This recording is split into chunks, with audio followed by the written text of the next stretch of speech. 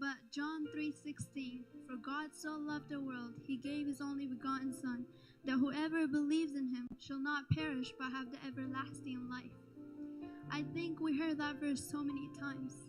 But if you really look at it, for God so loved the world where it's filled with so many more, with so many evil, but God so loved it. He loved the sinners, which is us. He gave his only begotten Son, that who was a perfect, but he paid a price we couldn't pay. He died on that cross for us, for our sins, to take our shame, so we can stand here today. So we couldn't pay the price, but he paid a price. Think about it. How great is our Father? How wonderful is he? He filled, and John it says this, I give you peace, not like the world gives you, but a peace that cannot be taken away by any circumstances. Where your peace can't be taken away even if there's chaos, but there is peace that God has given into you that can't be taken away by any circumstance, where you feel joy even when there's storm, even when there is struggles and temptation coming your way, but God saying, no, that won't. If you notice every verse in the Bible, when he entered, he says, peace be with you. And he gives us that peace, and you have it in you. Oh Father, thank you. Thank you for who you are, Lord, for what you do in our life, for your mercy, for your grace, for your unconditional love, for your unconditional forgiveness. Lord, we thank you. People say this in the Bible, you did not choose me, but I chose you, but I appointed you. He chose each one of you. You're here today because he has chose you, because he has appointed you. He said, you're my daughter, you're my son. I have a purpose for you. A purpose to share the good news. A purpose to share the gospel.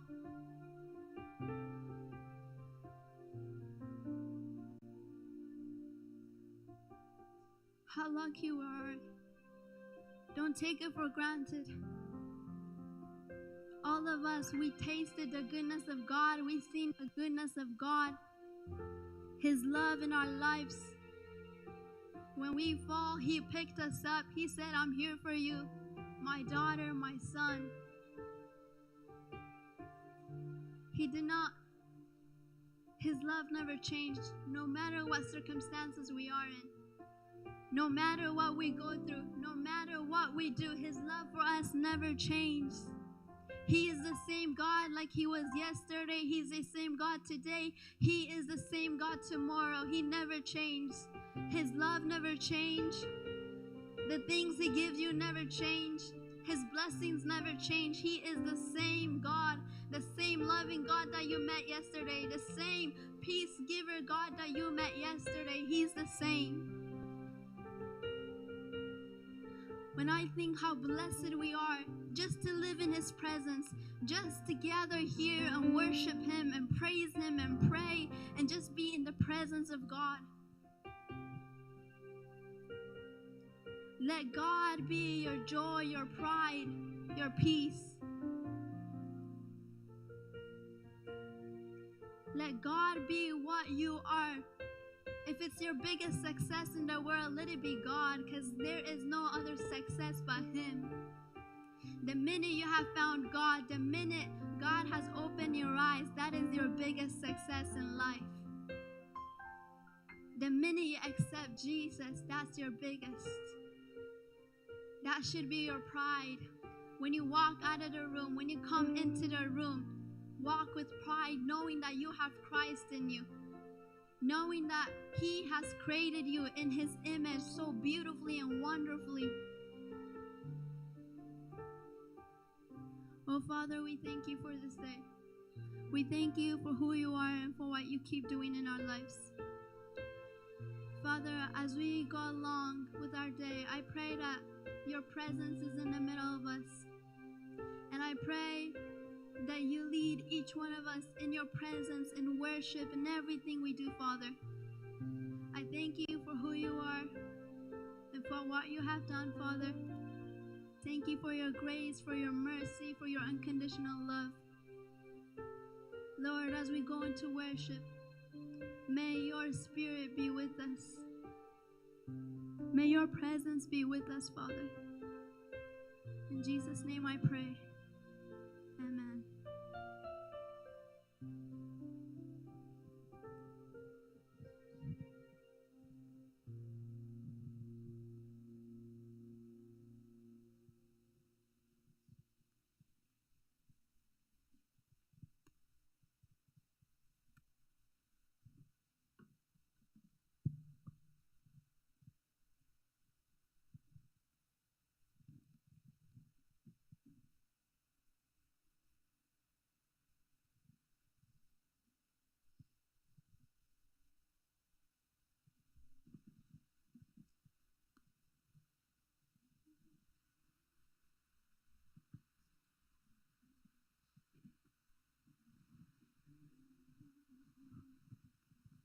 كم يوعلكم؟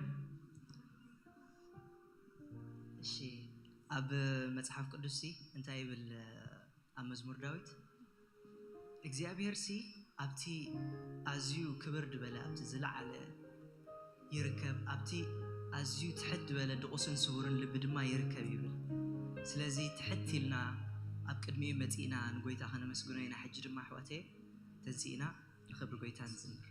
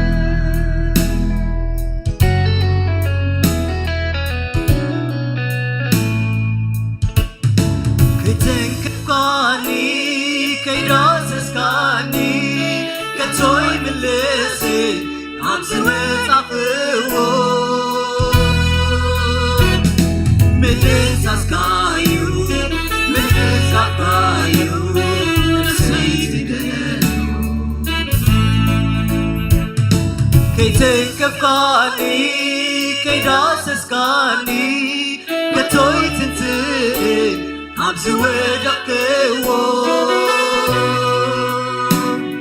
من اساسكايو من كفكايو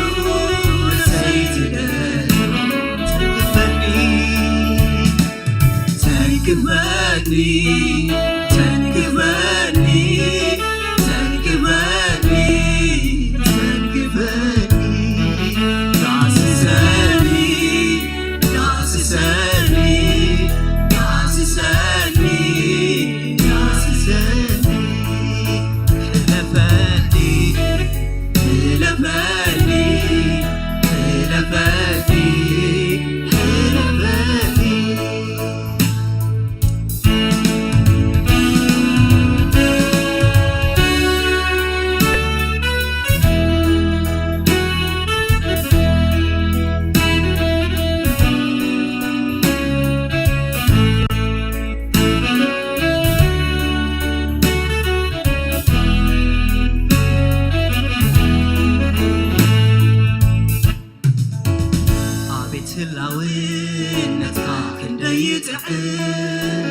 عبيت اللاوينتك كديتعب بسخام خوان عبيت بسخام خوان كديتعب عبيت بسخام خوان كديتعب بسخام وعالي عبيت بسخام وعال كديتعب عبيت بسخام وعال كديتعب بسخام حدار عبيت بسخام حدار كديتعب عبيت السخام حدار كديتعب كميدي كميدي زفكرو كميدي زفتو كميدي حارسلو كميدي زنافو كميدي زفكرو كميدي زفتو كميدي حارسلو كميدي زنافو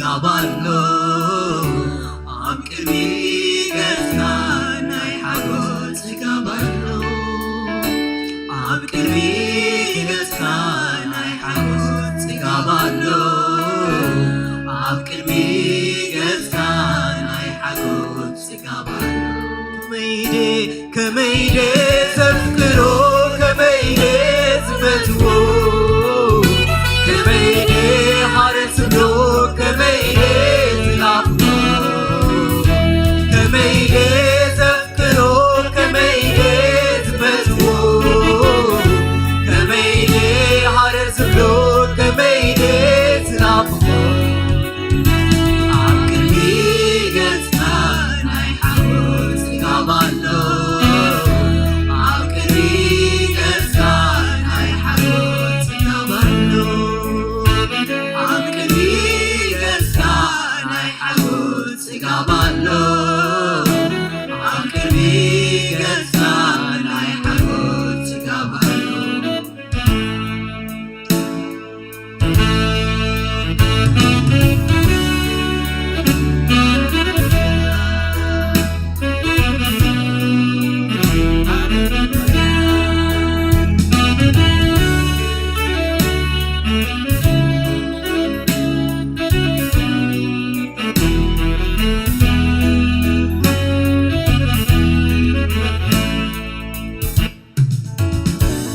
هلاوينتك كديتعب عبيت هلاوينتك كديتعب بالسخام خوان عبيت بالسخام خوان كديتعب عبيت بالسخام خوان كديتعب بالسخام وعلى عبيت بالسخام وعلى كديتعب عبيت بالسخام وعلى كديتعب بالسخام حدار عبيت بالسخام حدار كديتعب عبيت بالسخام حدار كديتعب كميدي كميدي زفرو كميدي زفتو كميدي هارسلو كميدي زنافو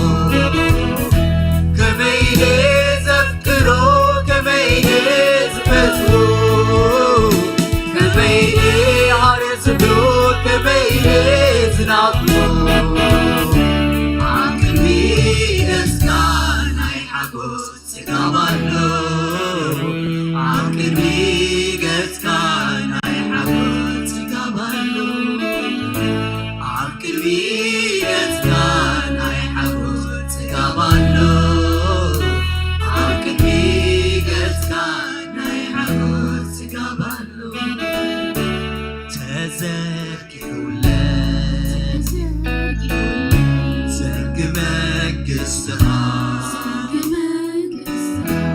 تبعات رقيبة ويتعيب قدميها تزرقي حولك زنقمك السخاء مقوس رقيبة صلخي بردك تاي كبل تاي كبل تاي كبل تاي كبل تاي كبل تاي كبل تاي كبل تاي كبل تاي كبل تاي كبل تاي كبل تاي كبل زمري محرتنا زمري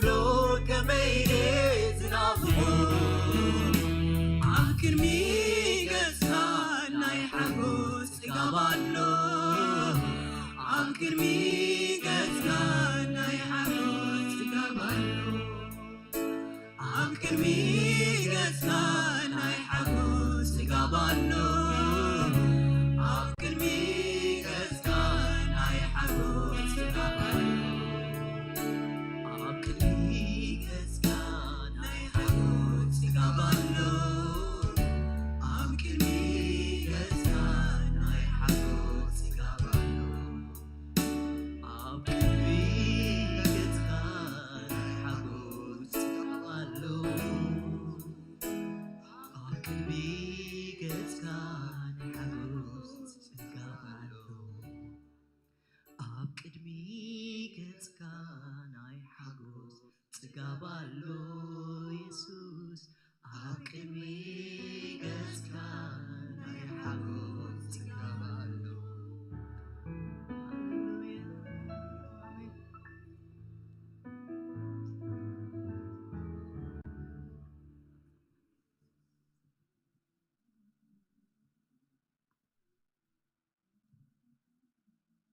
جينا حج دما مملسنا خنملو خوينا حوتي جما بمسكانا خنملو خوينا كلنا زلنا مسكانا كله نقد بينا هللويا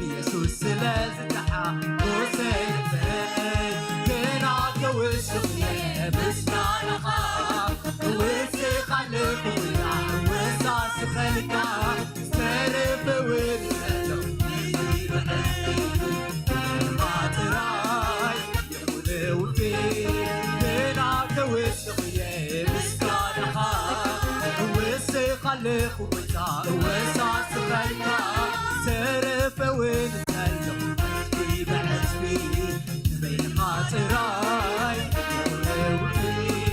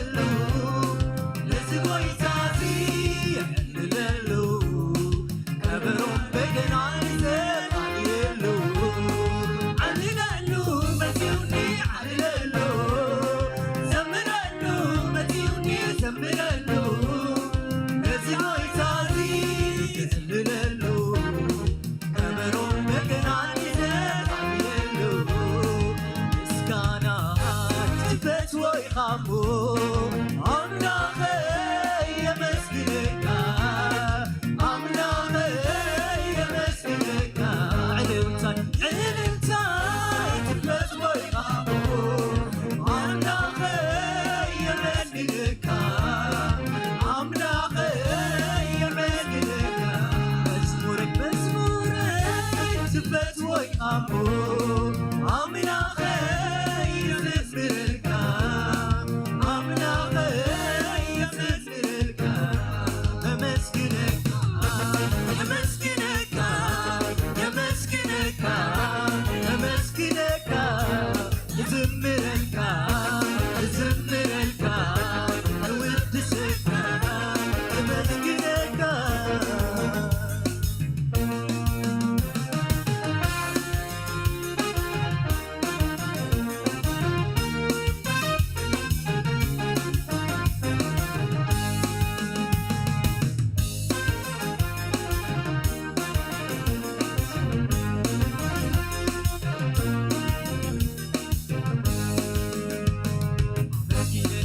አይጠግበካኔ አመስግን አመስግን አይጠግበካኔ አመስግን አመስግን አይደክምኔ አመስግን አመስግን አይደክምኔ አመስግን አመስግን አይጠግበካኔ አመስግን አመስግን አይጠግበካኔ አመስግን አመስግን አይደክምኔ አመስግን አመስግን አይደክምኔ አመስግን አይጠግበካኔ አመስግን አመስግን አይጠግበካኔ አመስግን አመስግን አይደክምኔ አመስግን አመስግን አይደክምኔ አመስግን አመስግን አይጠግበካኔ አመስግን አመስግን አይጠግበካኔ አመስግን አመስግን አይደክምኔ አመስግን አመስግን አይደክምኔ አመስግን አመስግን አይጠግበካኔ አመስግን አመስግን አይጠግበካኔ አመስግን አመስግን አይደክምኔ አመስግን አመስግን አይደክምኔ አመስግን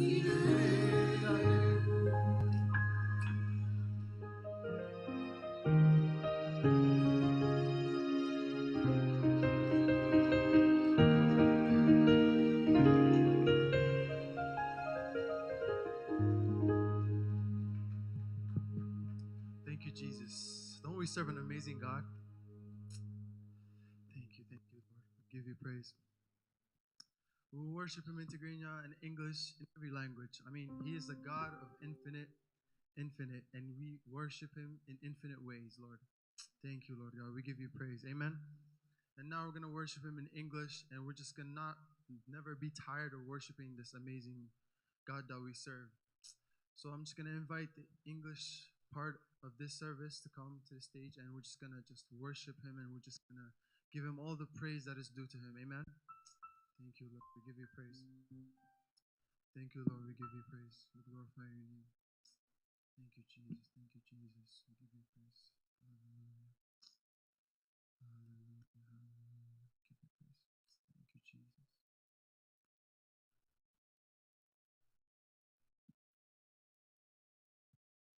Praise God. Hallelujah. Wow, that was wonderful. That was great. Thank you guys for stirring up the atmosphere. We're going to still dance a little bit more this tonight. Are you ready? Well, before you go, the song we're doing tonight is You've Done Everything for Me. You've done everything for me. You've done everything for me. You've done everything for me. That's what you guys just have to sing. Can we try it? You've done everything for me. You've done everything for me. You've done everything for me. You've done everything for me. That's great. All right. Are you ready? Are we ready? Is he ready? Can I get him more volume? Can I put your hands like this? Hallelujah. We give you glory, Jesus. You've done everything. You've done everything. You've done, yeah. Done everything. You've done, yeah. Everything. You've done everything. You've done everything. You've done everything for me. So we give you the glory. You've done everything.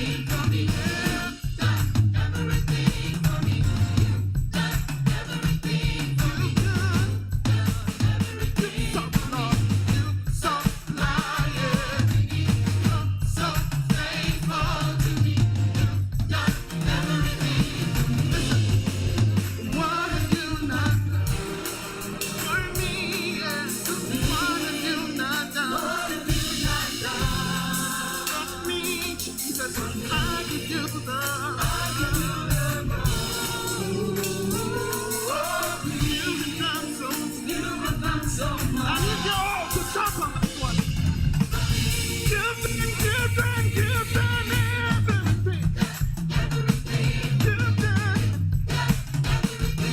You've done, yeah. You've done. You supply. You are so faithful. You've done. What have you not done? For me, what have you not done? For me, I give you the. You've done so much. For me, what have you not? What have you not done, Jesus? For me, I give you the. You've done so much.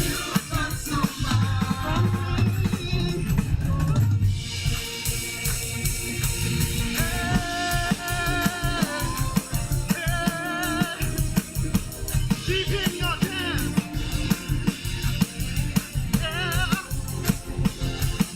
Father, we worship you tonight because we believe that you have done it all for us. Oh, listen.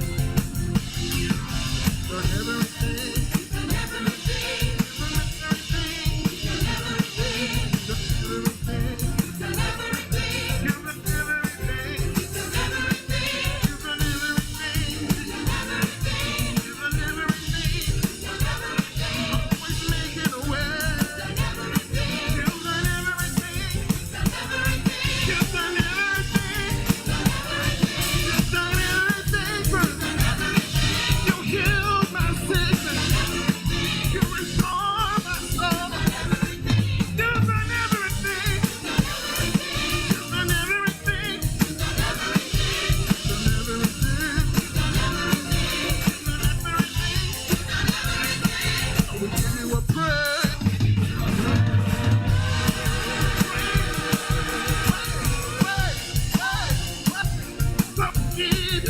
So good. Shout. We give you a shout. Make a joyful noise. Oh, we give you a dance.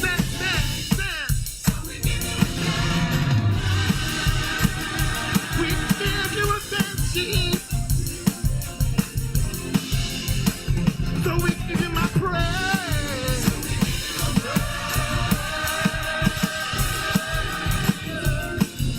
Oh, 1, 2, 3, let's clap, clap.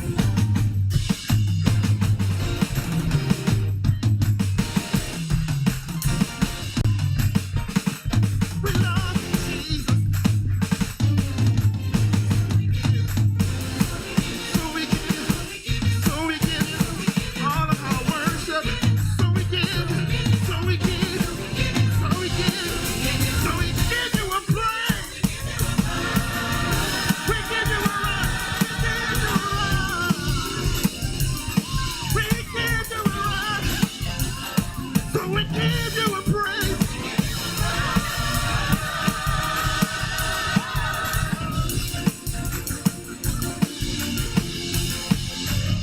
You not for me, Jesus. What have you not done? For me, I give you the glory. You've done so much for me. Hallelujah. Hallelujah. Keep clapping. Thank you, Jesus. Woo! That was a whole walkout. Some of you guys don't have to go to the gym this week. Wow, that was great.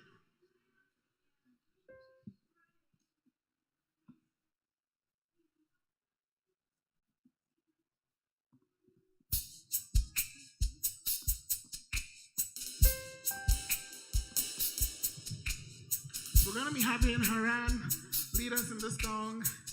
You say.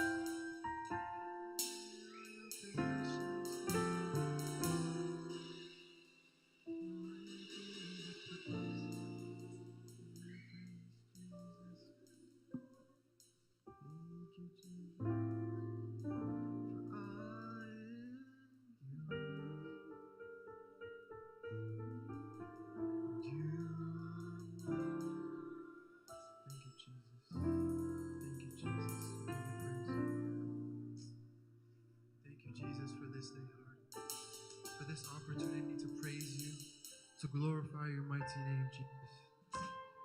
We give you praise, O Lord. We give you praise in the highest of places, O Lord. We glorify you. Thank you, Jesus. Thank you, Jesus.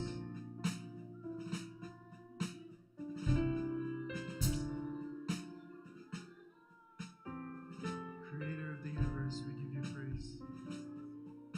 Father, we give you praise. Thank you, Lord. We give you praise. Thank you, Lord God, for bringing us here today, Lord God. For each and everyone who's here, oh Lord, who made the sacrifice to be here. To be here in your presence, oh Lord, and to chase after your spirit. Thank you, Lord. That's what we're here for. To just chase after your spirit. To chase after your heart, oh Lord. Just as David did. Thank you, Lord God. We can continue, oh Lord, until the day that we die, to glorify you and forevermore. To give you praise. To shout your name, Jesus. Thank you, Jesus. Thank you for this day. Thank you for your presence, for your spirit. Thank you, Jesus. Thank you. We give you praise. In Jesus' name we worship. Amen.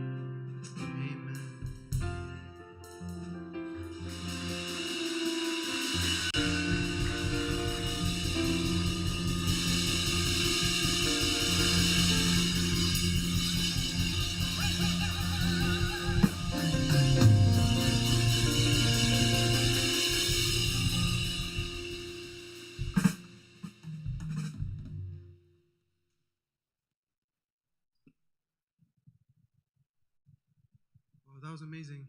Who agrees? Christ is Lord. Amen. Come on, one more time. Christ is. Amen. We give you praise. Thank you, Jesus. Thank you guys for being here on this day to celebrate our annual conference. We're so glad to have you guys here today. Thank you. Hello, everyone. Welcome to our yearly youth conference, with this year's theme being Ignite. I hope you've used the dedicated time to have fellowship with each other, to encourage, meet, and pour love onto each other. Yeah, just say hi to the person beside you, and talk to them. How their week has been. Just say hi, high five.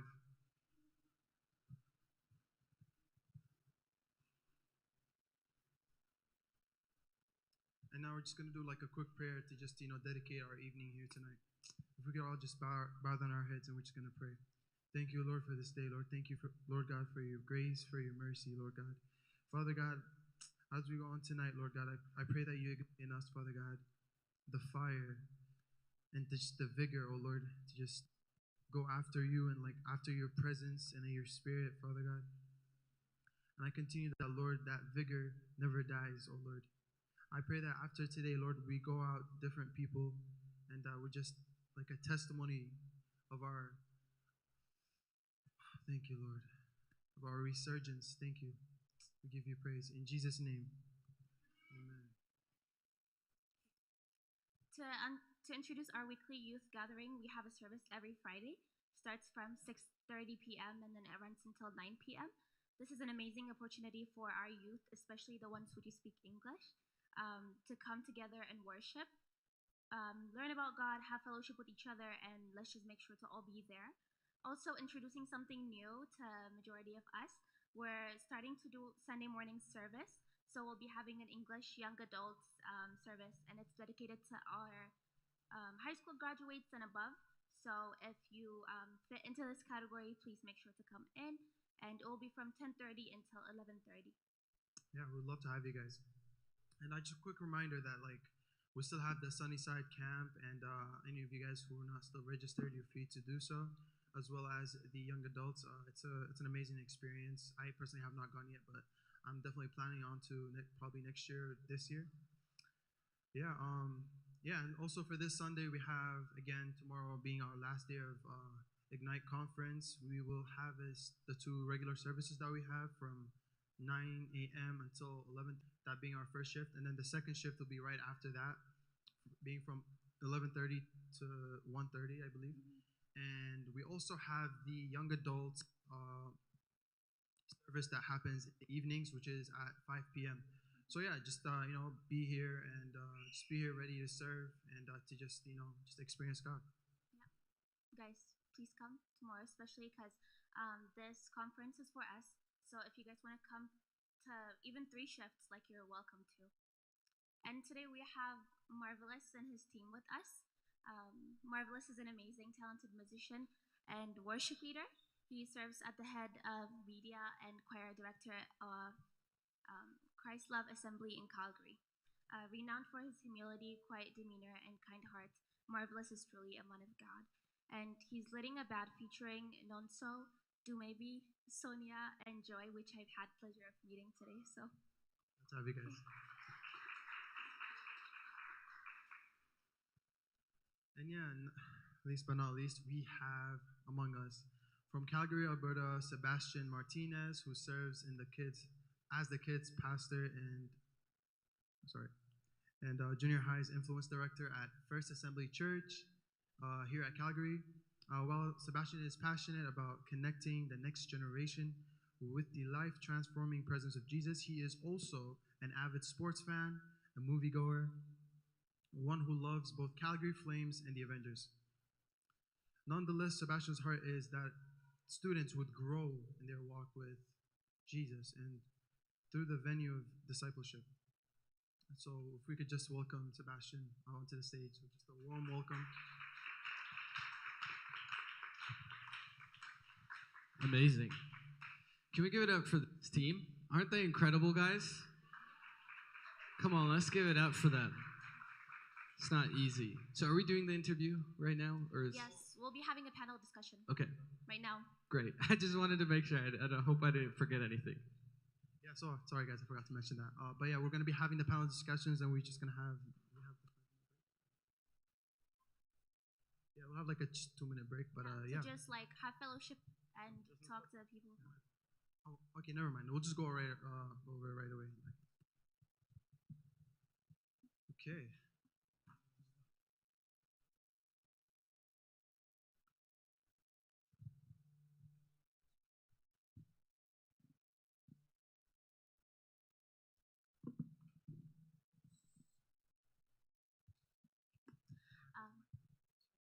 Thank you so much, Sebastian, for joining us. Of course. So we're here today to talk about how the Flames are losing, Ooh. Oilers are winning. The Oilers are doing better. But hey, yesterday we prayed for Canada. Do you guys know what happened? What happened? Canada won. And we prayed for Colombia. So I feel like there's favor in this room. So you could ask for anything right now. You could ask for an Xbox 5. You could ask. Here's a quick hint to any youth leaders, future youth pastors. Me and my friend Jeremiah, I don't know if you know him, some of you might. We did this thing where we're like, let's get youth students here. So we promised them an Xbox 5. And everyone was so excited because it was the newest thing. Everybody wanted to get one. Everyone invited their friends. And so finally we had a winner. And what we did is we had an Xbox 3, and then we put a sheet that said +2. So we gave an Xbox 5. So if you want to get youth students or you want to get your friends here, now you know what to do for cheap. We got it. So first, I just wanted to let you have the chance to like introduce yourself and talk about your testimony, how you came to Jesus, and yeah. Great, thank you. Yeah, so if we haven't met yet, my name is Sebastian. As I mentioned, I serve at First Assembly here in Calgary. Some of you might have heard of this space, some of you might not, but if you've ever been to Tehillah, if you've ever been to a 403 rally, this is the space that I get to be a part of and to serve the next generation. And so I am both a kids and youth pastor. So I work with kids from 6 months old all the way to youth who are in grade 12. So quite a different demographic, but nonetheless very important and truly believe in, as I believe that it's the next generation that's going to see, even as we're going to speak about tonight, God's revival. But nonetheless, maybe some of my testimony is I grew up in church, maybe it's like some of you, but I didn't necessarily, while I was in church, I didn't necessarily follow Jesus. So I was in church because my mom, my dad, they would pressure me. They would make sure that I was always there. but I was the one who was sitting in my chair, leaning back, not paying attention, or I would be talking to my friends, and the pastor would have to try to get my attention to listen. And it was like this all the way up until grade 9, grade 10. And what happened in that moment of my life is all of a sudden, I started to go through hard and difficult moments. And so I had this dream of being a soccer player. And then all of a sudden, I was in a soccer game, and I had a knee-on-knee collision, and I was injured. And they said that my MCL was broken and that I would need surgery. In that same week, all of a sudden, I'd been going through some hard moments where I wasn't feeling too well, and I did some tests, and they said I had an autoimmune disease. And then not only that, my home life was messy. My parents, although they followed Jesus, were still learning what it meant to follow him, and so there was a lot of turmoil, there was a lot of hardship, there was a lot of anger in our home.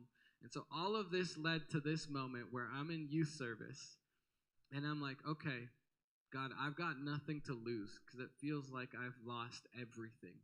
And so I'm going to take this risk. I'm going to invite this Jesus in. And if you're real, Jesus, would you do something in my life? And so I just began to pray that prayer, and slowly God began to transform my life.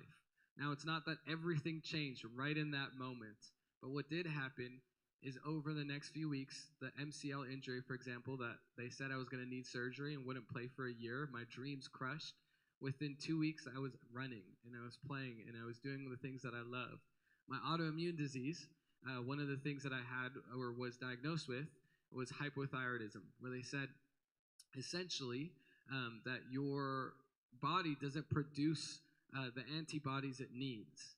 And then I went to the doctor one day, and he looked at the report, and he said, man, it's almost as if your body went from being dead to now all of a sudden coming back to life, because it's producing these antibodies again, and you don't have to take this medicine. You don't have to worry about what you once had to worry about.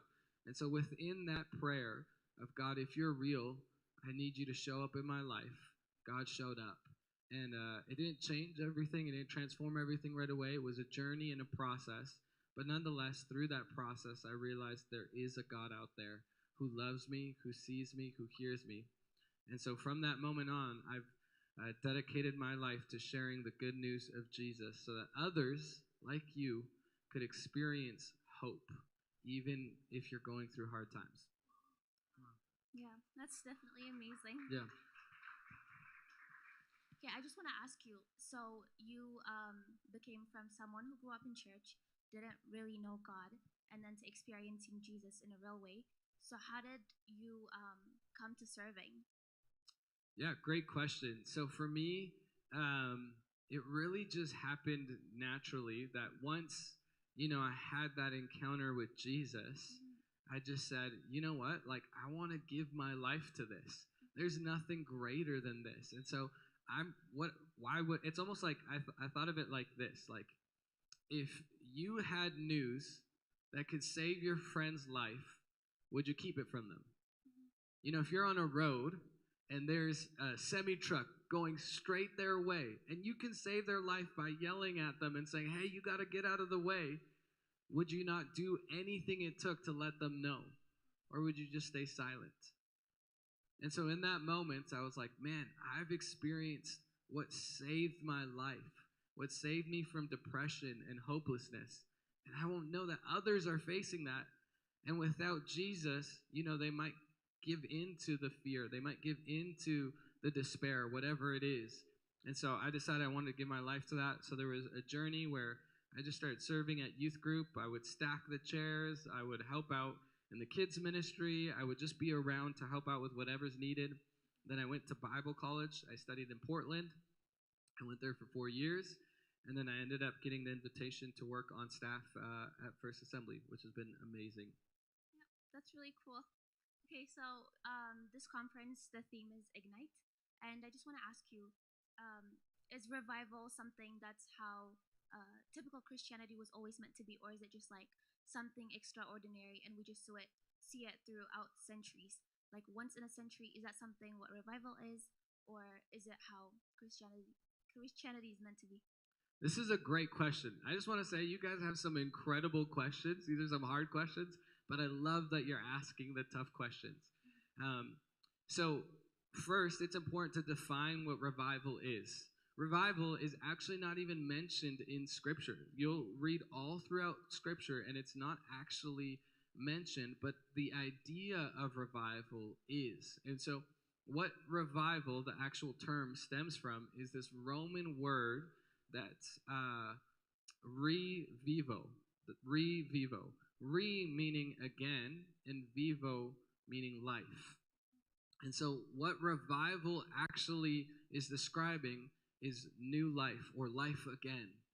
And so to the question of is revival what God has for us constantly, it's a difficult, term, and this is why I give context, because revival means something has died or something has lost life.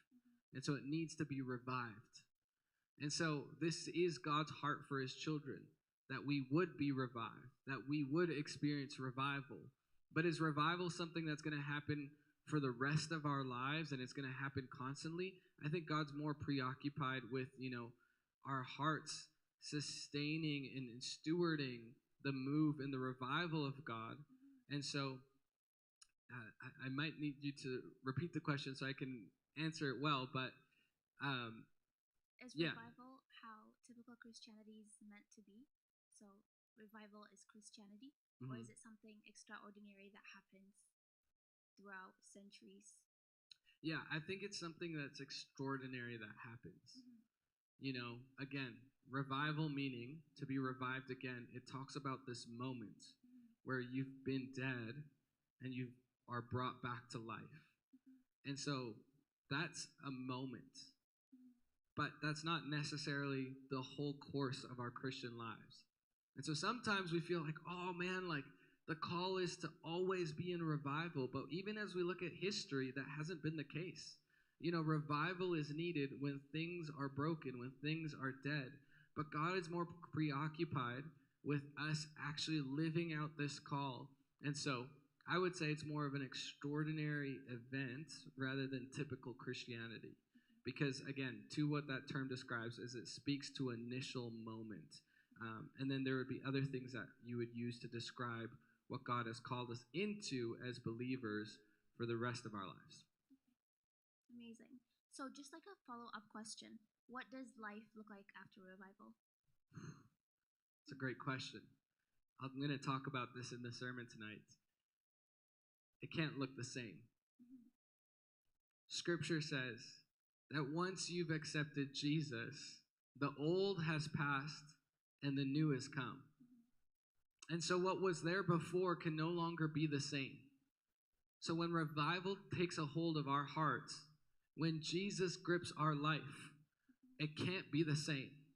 So perhaps what it was that held you before, fear, worry, anxiety, all of these qualities, all of these emotions, they can no longer hold you back because these things need to change. Now, that doesn't mean you won't experience this or you won't face this, or if you feel it again that you've done something wrong. But what it means is that when God moves in your life, things change. And so there is an opportunity where as things come to seek him, to repent, to pray, and to believe. But, after revival, there should be a difference and a notable difference in your life. And it's hard to maybe describe that because it's unique to each person and to each community, but it's often marked by, peace and joy, the fruits of the Spirit, the gifts of the Spirit. And so those are markers that you can see of this is where revival is taking place, because revival is a move of the Spirit. And so the Spirit produces these characteristics, this fruit in our life, but it also produces these gifts in our life, the gifts of the Spirit. Something most young adults or something like most youth question is if they're actually truly revived. So is there a way to know if you're revived? Great question. Again, I would say revival changes you. Because revival, again, is to be made new.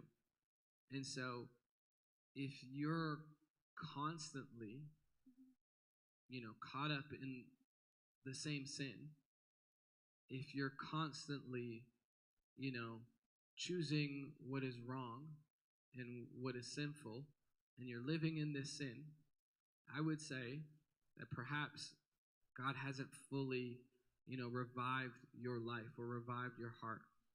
But when, you go from experiencing this fear and this anxiety to experiencing his joy, when you go from being, perhaps afraid to all of a sudden you have this boldness, when you used to get angry with your parents all the time or with your brother all the time, or you used to lie, and all of a sudden that begins to change. You have peace, you have patience, you're kind, you speak the truth. When you see that, I think that's when you can tell God has revived my life.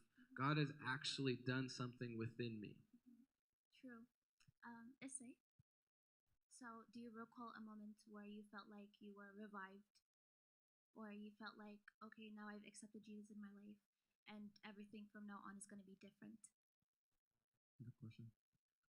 Honestly though, like I feel like in order to pinpoint that moment of my life, I would have to, as you said again, kind of define what it means to be revived, right? So for me, as he said, it's like to be revived, the thing that really changes is just your response to things. If that makes sense, right? So if it's like, as he said, like the things that are constantly, pushing us towards an edge are still going to be there, right? Whether there's temptation, whether that is certain things, certain bullies in our lives, right? That's going to just try and just get us off and veer off the path, right? But it's like when you're revived, your response just completely changes how you respond to these things, right? To these factors, so to speak. And so for me personally, if I had to pinpoint a moment, I don't know. To be honest, I have to. Have you felt like you've made choices that, led you to that path? You were like, oh, definitely should not do that if I'm representing Christianity. Definitely should not do that if I know Jesus. Yeah. And that personally, that actually, yeah, you're right. Like that, there was one time I was like, man, imagine just last year, I was like, I would have responded so differently to that, right? And not just that, but like more towards if I could just kind of veer the conversation to serving, right? It's like before I would like be afraid of, let's say, whether it was worship, like it's kind of like nerve wracking, sometimes. And I would always be like nervous and like thinking about what others would like think if I'm like over here, like, oh my gosh, they're gonna make fun of me and all that, right? And I feel like I've gotten more bold, and I feel like my focus has now just veered from just others' opinions and trying to do others' expectations to trying to do God's expectations. That makes sense. Was that like a difficult was that a difficult decision to make? I don't know. I mean, just when the goodness of God just like takes hold of you, you don't even think about, oh my gosh, you just simply just follow it, and you just experience the moment. And I feel like you just say to yourself, man, I want to experience that again, again and again and again, right? Yeah. And so for me, it was just a non-brainer. I had to. Yeah, and it definitely has to do with seeing God for who He is, Exactly. and then seeing people for who they are. They're just people, and this is in no way to like treat people badly or treat them poorly. It's just at the end of the day, they're people, and you have a God to respond to. Mm-hmm. So, Sebastian, my question is, what role have young people played in revival? Yeah, this is a great question. All throughout revival history, there's these moments of young people just like you who stepped up and stepped in to the midst of this brokenness, into the midst of this despair, and sought God's Spirit so that it could transform the world around them. And so not every revival was sparked by a young person, but there's so many. I'll speak to one that comes to mind, the Welsh revival. I'm going to talk about Oral Roberts tonight. And I'll talk about how he experienced and encountered God at 14. But there's also this young girl. I can't remember her name in this moment. Oh, I think it was Flory Evans. Yes, Flory Evans. You can search up her story. Flory Evans was actually the young girl who sparked the Welsh revival that changed the life of hundreds of thousands. And where did it begin? It began in a youth group just like this, whereas they were in this space, they were about to leave, and she was frustrated because she had experienced the goodness of God, and she felt like, man, we're in this space, and my friends, they're not even paying attention. My friends, they're about to leave, and I want them to experience God's goodness, God's love, God's power, and we're going to leave this moment and nothing's happened. And so as the night is ending, she looks up to heaven and she says, God, would you do it for the glory and honor of your name? And in that moment, the Spirit fell upon the youth in the room. It's a beautiful story. Again, I encourage you to read about it. Her name is Flory Evans. And so because of this young girl, I don't remember her exact age, but because she stood up and was willing to, stand in the gap and maybe even be embarrassed for the sake of God, the whole room was filled with the Spirit, which then led to others hearing about it, which led to others coming, and many coming, which then led to Evan Roberts being invited to share, which led to a revival that broke out and changed the nation.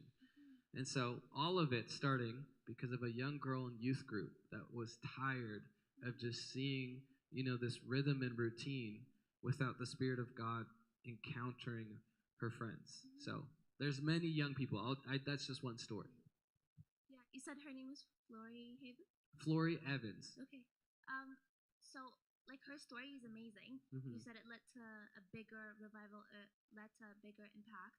The only thing is, why did God choose to work through her and not through everyone else? Why is it that is it that God chooses to work through some people and then others are just ordinary?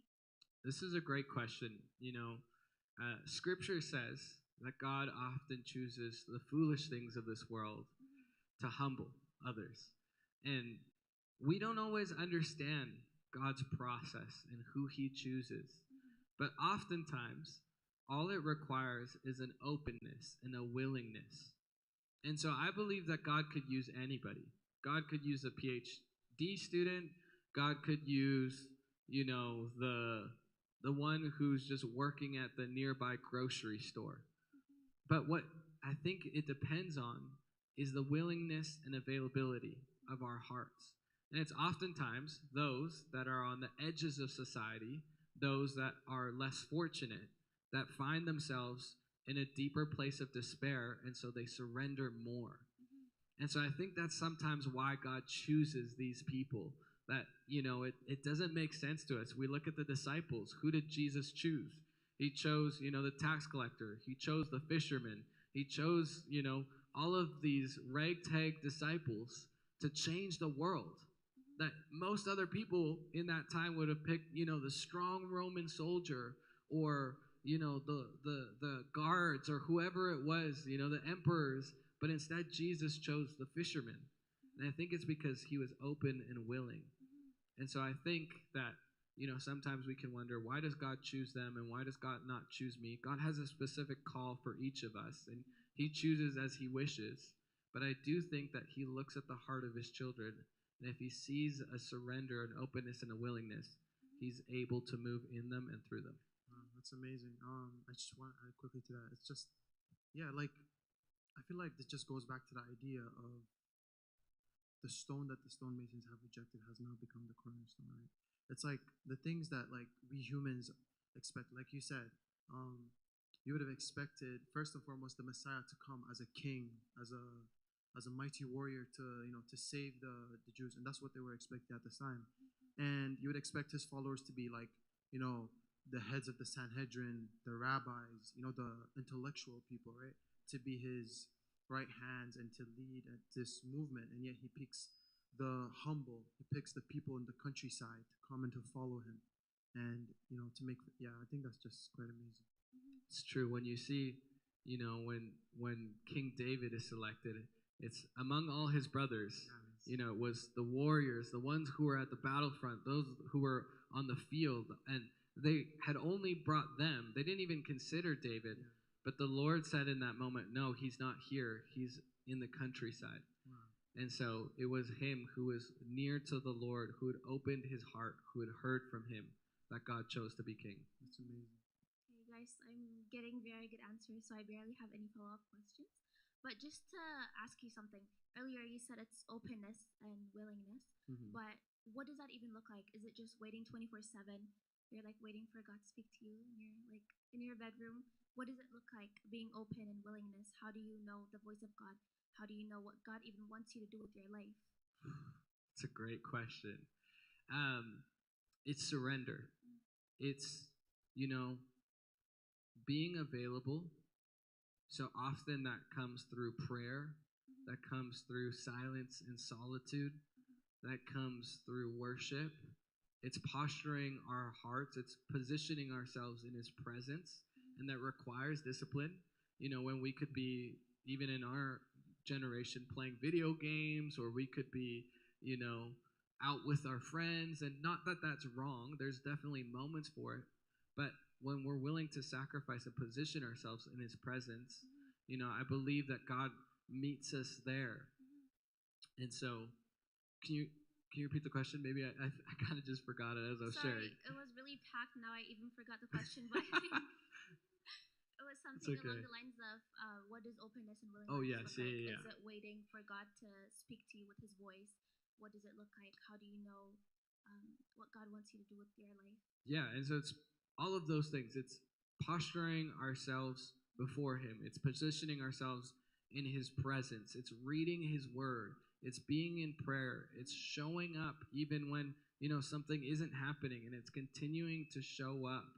And within that place, God just moves powerfully. But there's two sides to it.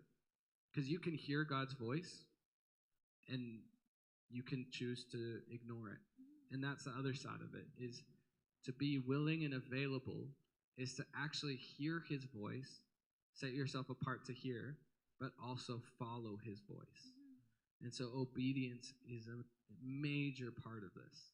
Exactly. If I had to think about it in a different way, maybe this will like give a new angle to it. But like if you like, let's say there's like a patient in a hospital, right? And so a doctor has to first evaluate, you know, if he's like, let's say he's gone to an accident or something like that, and they need blood for someone else to donate to that person in order to save his life, right? And so like if the doctor makes a mistake and gives him the wrong blood type, right? That's going to lead to a catastrophic result. And so I feel like where we draw our strength, I feel like, you know, like whether it is whatever it may be, right? All humans draw meaning from somewhere. They draw support from somewhere, right? Whatever that may be, whether it may be from like mainly this world or from God. And so we have two sources, and I feel like in order to show God the willingness, I feel like is what he talked about, right?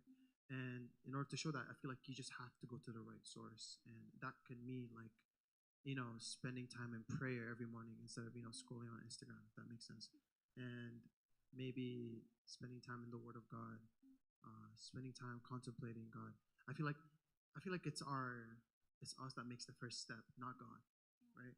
It's like we step forward and he steps one step forward towards us as well, right? It's like it doesn't say I draw near to you so that you can draw near to me. It says draw near to me and I will draw near to you. Right? So Amazing. Yeah, I feel like if I would have to answer the question, it definitely has to do with the moment I accepted Jesus. Like as you said, being revived. It's like you'll have this hard, like almost dead heart, even dead heart, and then upon being revived, upon accepting Jesus, it becomes almost like a heart of flesh. So then you have like this heart aware and responding to the Holy Spirit, and you're like constantly convicted when you're doing the things you used to do before. So definitely like waiting to listen to the convictions and actually responding right to it. So yeah. Does anyone have any questions to ask Sebastian while we have the chance to? Okay, so we'll take like a 5-10 minute break, Okay, 5-minute break to have snacks and just talk to each other. And let's say thank you to Sebastian, guys. Come on. We'll be back shortly.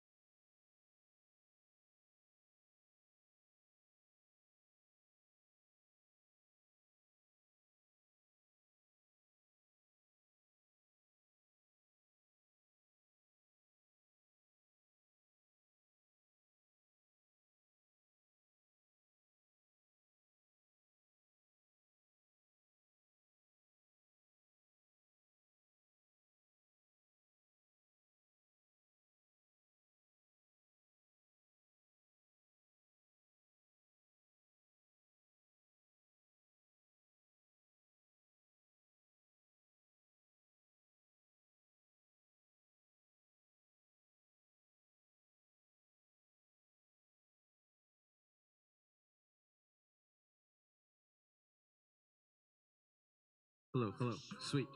Here, I'll pass this to one of you guys. Thank you, thank you. Man, you guys are blessed. Did you know that? You guys are blessed. You guys get snacks, you get pop, you get chips, you get all of those things in between service. I used to have to wait until like 10, 11, 12 o'clock because the way Spanish services used to go, it would go all night and all night. And by that point, I was like, I don't even want the food. I just want to go home. So you guys are blessed. You get to have the snacks and the sustenance before you fall asleep. So, come on. Can we give it up to your guys' incredible, amazing leaders for setting this up again? They're amazing. Even up here as they were sharing the wisdom, man, you guys are blessed. And I just really sense that, God has something special and unique for you guys. And God has already set you up with some incredible leaders, which only says to me, man, God has something beautiful ahead of you. Come on, do you hear these jams? Come on, I feel like dancing. Does anyone feel like dancing with me? No? You're like, I don't know, Seb. Oh man, you guys, we had amazing worship. What was it that you guys sang in Tigrinya, okay? I love that. I'm telling you, I didn't understand a single word, but I felt the Holy Spirit. Amen? Amen. All right. Here's what I'm going to need from you guys as we get started tonight. As much as I love, this, the joy of the Lord that this is bringing. Here's what I need. I need you guys to lean in with me, okay? So what does that mean and what does that look like? That means that as I'm up here and I'm sharing, I'm going to give you everything I have. I've been praying. I've been setting aside time so that I could sense what the Lord wants to share with you tonight. But here's what I need from you. I need you to lean in with me, okay? So I need you to pay attention. I need you to take notes. I need you that even as I'm asking questions or, sharing, to speak to me back, okay? To shout me. Can we do that? So if I say, are you awake? Are you alive? What are you going to say? I wasn't convinced. Are you awake? Are you alive? It sounds like you're just waking up. This is the end of the day, not the beginning. Are you awake and alive? Come on. I felt like we got there, but I feel like there's a few of you that are still munching on some chips. So put those chips away. Put those pops away for a moment. Let's do this all together. Come on. Let's make it feel like there's 200 in the room. Are you awake and alive tonight? Let's go. All right. I'm excited. I'm going to give you everything I got, but I need you to give me everything you got. Can you do that tonight?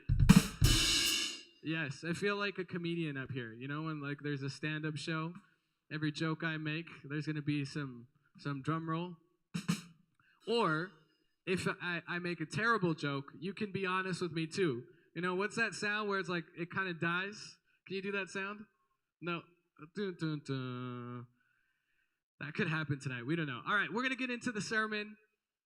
So, we've been talking about this idea of revival. We've been discussing and sharing and hearing about the God of revival. Whoa. Oh my goodness. I'm already tongue twisted. But we're going to still go after it. The God of revival. And last night, there was an invitation that even as the disciples found themselves thousands of years ago, afraid, unsure of whether to really follow Jesus or if he was still worth following, that he showed up and he said, I've called you and I'm sending you. And so I shared that last night where I said, man, God, he's called you, he loves you, he sees you, and he's sending you into this world. That you would bring renewal, that you would bring revival, that you would share the good news of Jesus to those who have yet to hear it. And so this is what we discussed last night. We had an opportunity to respond, to commit our hearts to God, to recommit our lives to him. And yet, sometimes we can be in this space where we say, all right, God, I'm ready. I'm excited. I give my life to you. And we step out of this space. We step out of this, room. We step out of church and we realize, oh man, this is going to be a lot harder than I thought. Like, has anyone here tried to build, or maybe seen your mom or dad try to build an IKEA cabinet? And you guys, when you're going through the sections and the aisles and you're like, oh, that looks beautiful. Mom, Dad, I want that in my room. And you're like, man, that's exciting. And then you get home, you buy it, and then you put out the instruction manual and you see all the pieces and you're like, how am I going to do this? This seems impossible. You had this idea, you saw the finished product, but then once you saw the work that it took to get there, you were like, man, this is hard. This is difficult. It can be like that sometimes when we follow Jesus. We can hear the promises. We can experience his presence. And then when we step into the world, when we step into class, when we go into our homes, when we go into different spaces and we're either, at a game or wherever we find ourselves, we realize it's not that easy.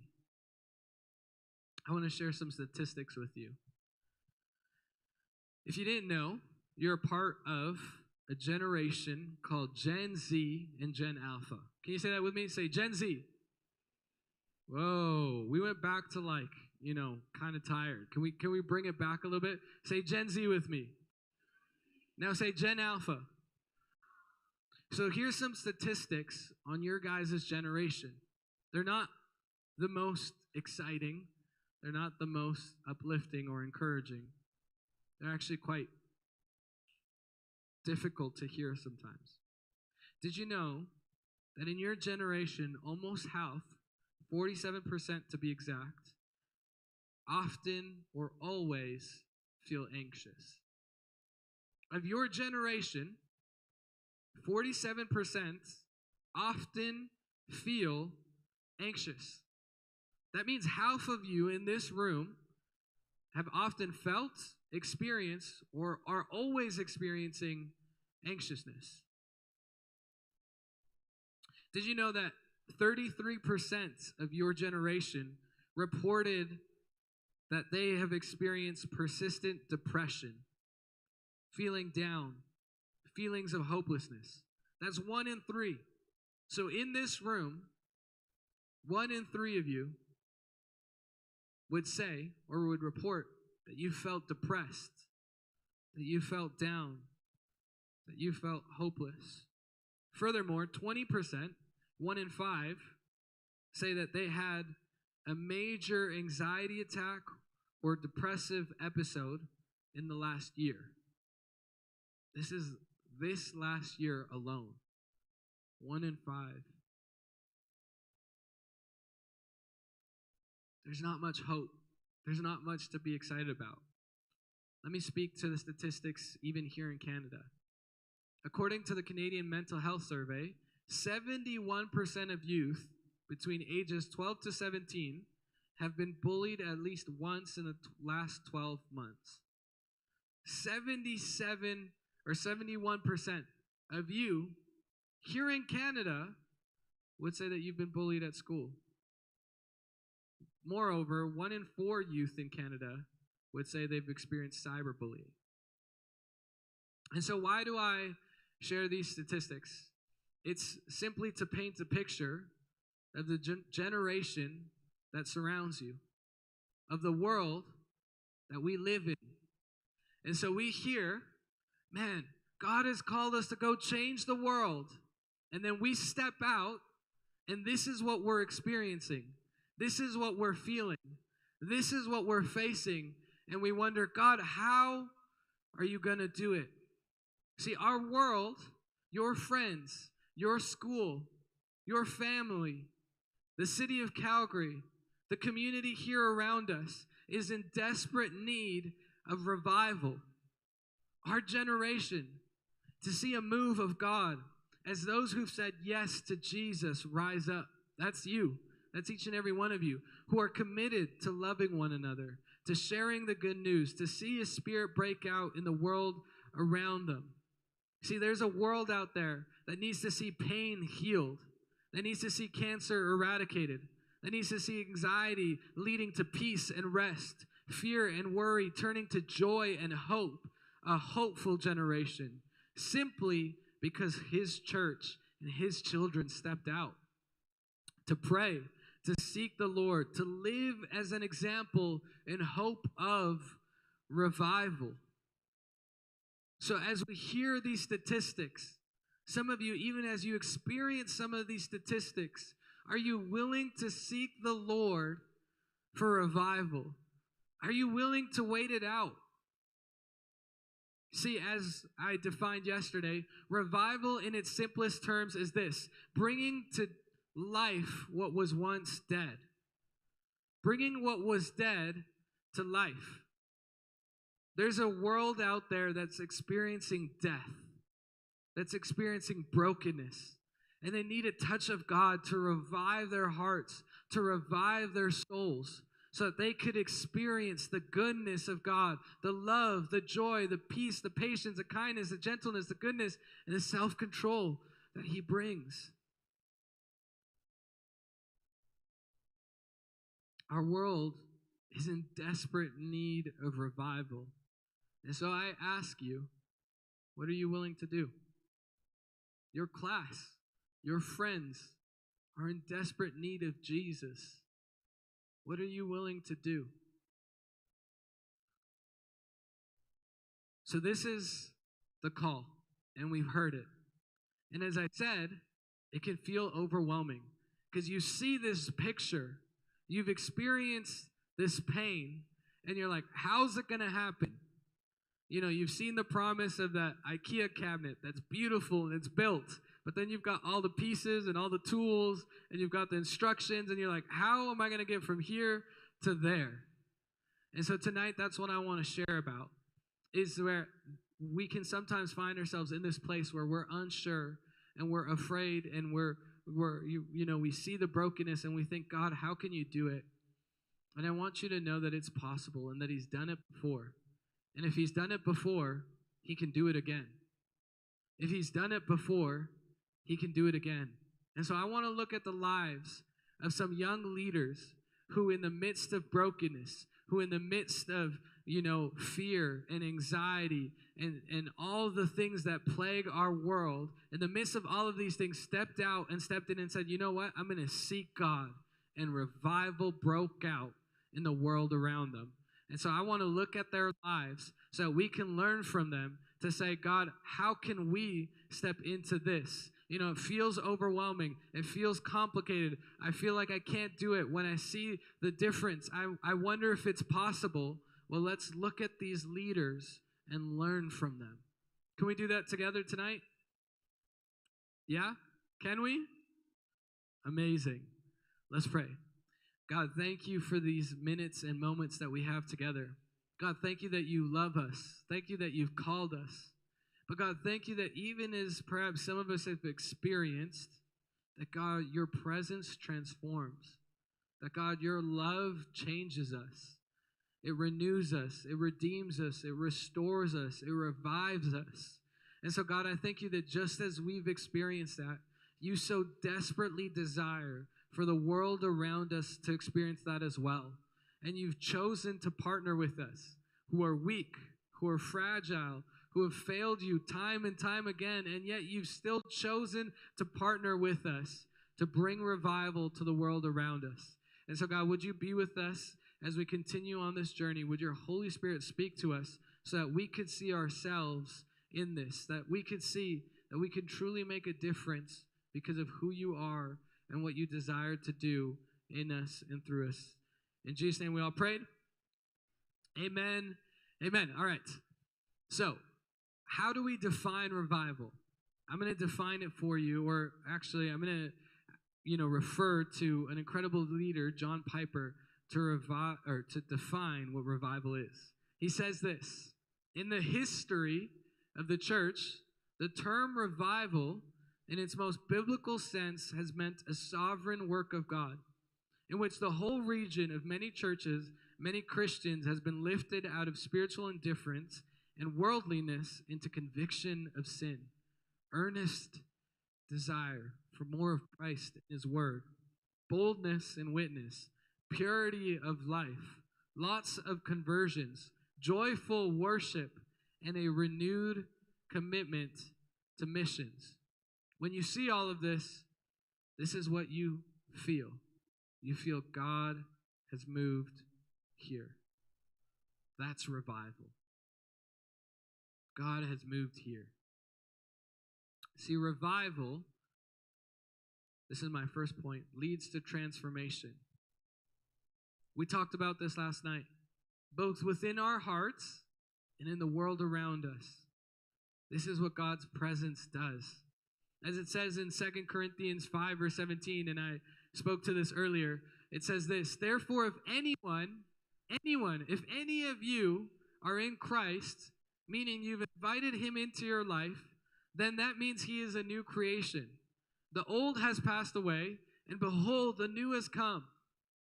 As a New Living Translation describes, the old life is gone, and a new life has begun. See, Jesus' presence transforms us. It changes us. It leads to transformation. And our generation, while perhaps unaware, is in desperate need of this transformation. In desperate need of this transformation. If you're taking notes, the title of tonight's sermon is A Hopeful Generation. A hopeful generation. In all the statistics I read to you, all of that has led to our generation, to your generation being described as the hopeless and alone generation. Hopeless and alone. But I believe that that's going to change because of you. That it's going to go from hopeless and alone to hopeful and fulfilled.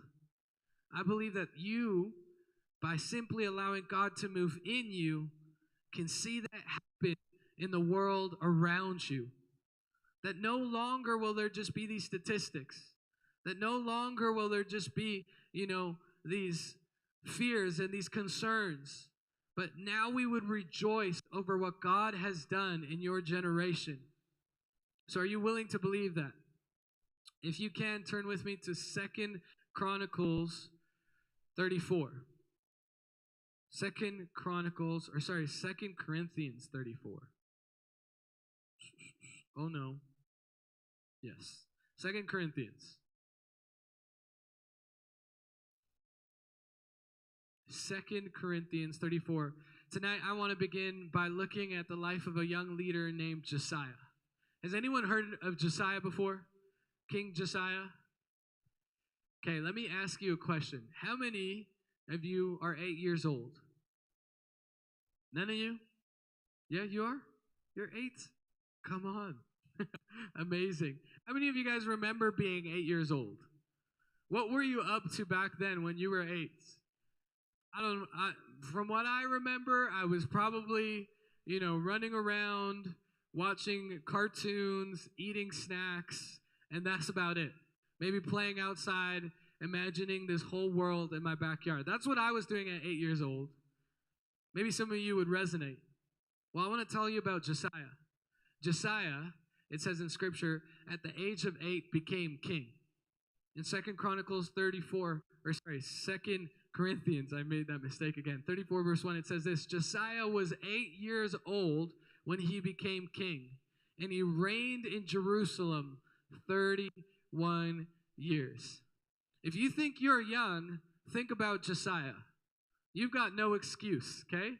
You say, I'm 12, I'm 13, I'm 14, I'm 15, I'm 16. He was 8 years old, and he stepped into the mantle of king. Now, let me give you a little bit of context into this period of time. In this period of time, Israel had been divided in two. It was one nation, but then they began to divide over differences. There was a conflict within the people, and so they separated. And the one side, the north, and the other side, the south, I believe it was the north that separated, and they were decimated. They were destroyed. And so it was just the south that remained. And they were headed down the same trajectory. See, the north was destroyed because it began to reject God. It set up idols. It set up other kings. It set up other gods to worship. instead of the one true king. And so the South is stepping into this. It said that Josiah's dad, his father, introduced all these evil spirits, all these evil gods, and set them up as a place of worship for everyone to turn to. And here he is at 8 years old, stepping into a generation that had lost their way, a generation that had forgotten their God, a generation where there was a kingdom without its king. This is the generation that this 8-year-old inherited. But I want to fast forward for a moment, okay, to verse 33. Because what we're going to read in a moment is what Josiah was able to accomplish. So when you look at the history, I gave you some context. This is what he stepped into. But this is what it was said when he was done.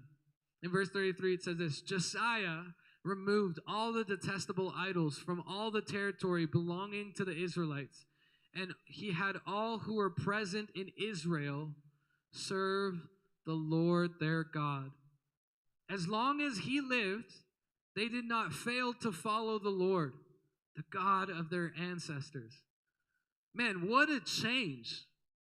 What a difference. A generation that had lost sight, that was blind, that was worshiping idols, that had, again, a kingdom without its king. When he inherited the throne at 8 years old, now 33 years later, it said that everyone, the whole nation, first of all, they removed the idols, all that were detestable to God, and all of them turned to the one true king and worshiped him. Sounds a lot like us. You're stepping into a generation that more than ever before has lost hope. More than ever before is struggling. More than ever before has set up idols all across. Whether it's, celebrities, whether it's fame and fortune, whatever it is, idols that have been set up, and they've lost sight of Jesus, the one true king. And so you're stepping into this generation, but I believe you could be like Josiah and make a difference to bring revival. I would explain maybe a little bit more details, but I'll just summarize this so we can continue. But if you want to learn more on the story of Josiah, you should even read verse 18 and 19, which talks about how he reinstated the Passover and they celebrated and revival broke out. It's beautiful. But as we look to King Josiah's story, as we hear about the generation he stepped into and the generation he left, I believe that we could look to his life to see how we could follow in his footsteps to see the same thing happen in our generation. So this is going to lead me to my first point. If you are taking notes, the first point is this: revival, or you could even say a move of God, requires our attention. I don't know if that slide is up there. If not, that's all right. It's pretty simple. You can write it down. Revival, or a move of God, requires our attention. Let me explain. As it says in verse 3, and we're going to be jumping all along this passage. So when you have time, read it from beginning to end. But just for the sake of time, we're going to be jumping through different areas of this passage. In verse 3, it says this: in the 8th year of his reign. So he started when he was 8, meaning 8 years in. So what's 8 plus 8? Are you guys in grade 1? Come on, I believe in you guys. What's 8 plus 8? 16. So when he was 16, and while he was still young, it says this: he began to seek the God of his father David. He began to seek the God of his father David. See, revival, renewal, God's move requires our attention. What was it that Josiah did? He began to seek God. He began to give his attention to God. How did he do that? He began to pray.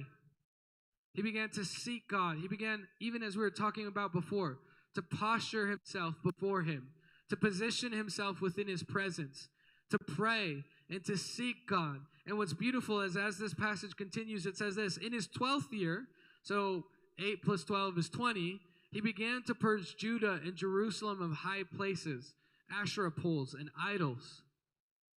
So what I love about this is we see this one compact sentence, but it transitions beautifully because it talks about he began to seek God, and then all of a sudden, in his 12th year, he purged Judah and Jerusalem of high places, poles, and idols. See, revival requires our attention. What is our attention? It's when we seek and respond to God's voice. So when we seek and respond to God's voice. So what he began to do is he began to pray. He began to set himself before God. See, he saw prayer not as his last defense, but as his first resort. See, here's the reality. Some of us, we see prayer as our last defense. What do I mean by that? I mean this, that we only turn to prayer when we're in desperate need. All of a sudden, something happens in our family. All of a sudden, our friend, treats us badly. All of a sudden, our friends are no longer our friends, or, someone in our family gets sick. And then it's at that moment that we decide to pray. Now I'm going to pray. Now I'm going to give him my attention. But Josiah understood this. Prayer is not our last defense as believers. It's our first resort. It's the most powerful thing we can do to set ourselves with God. See, prayer is an avenue through which we communicate and walk in relationship with the Father. And so Josiah understood this. I could try to do this on my own strength.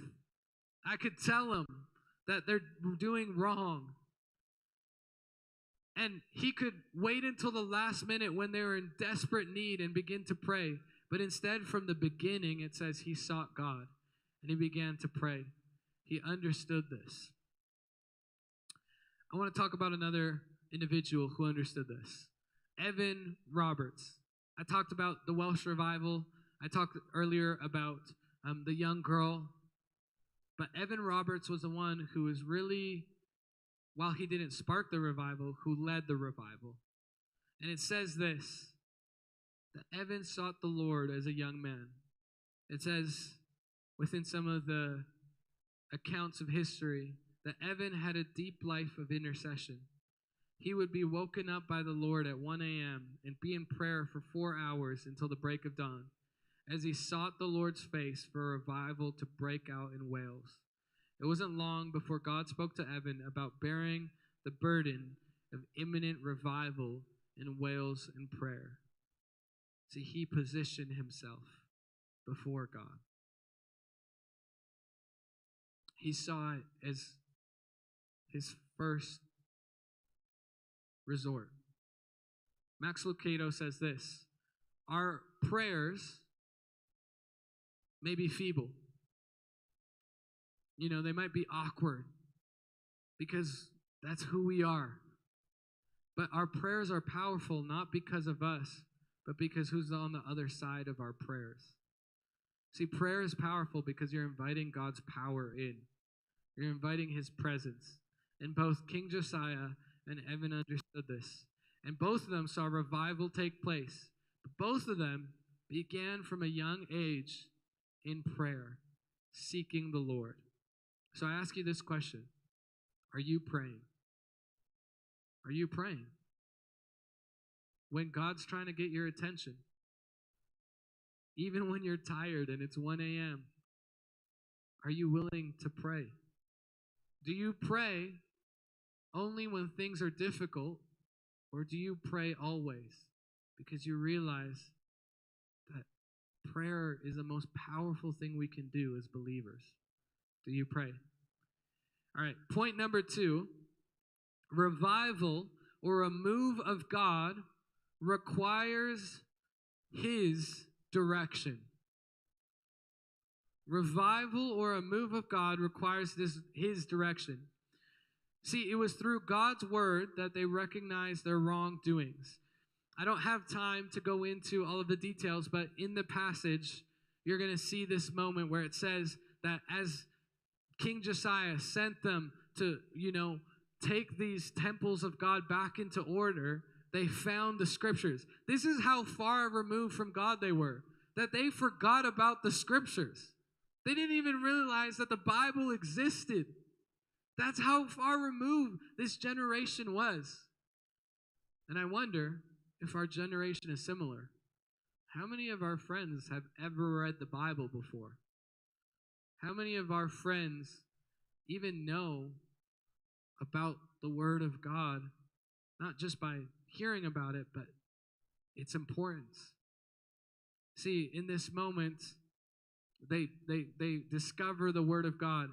And so King Josiah, what he does is he makes it his mission that they would read out the Word of God and they would begin to implement these practices. They would begin to obey his word. And with that, there was change that took place. Repentance that was happening because people were hearing the Word of God. It gave them direction. It led to repentance.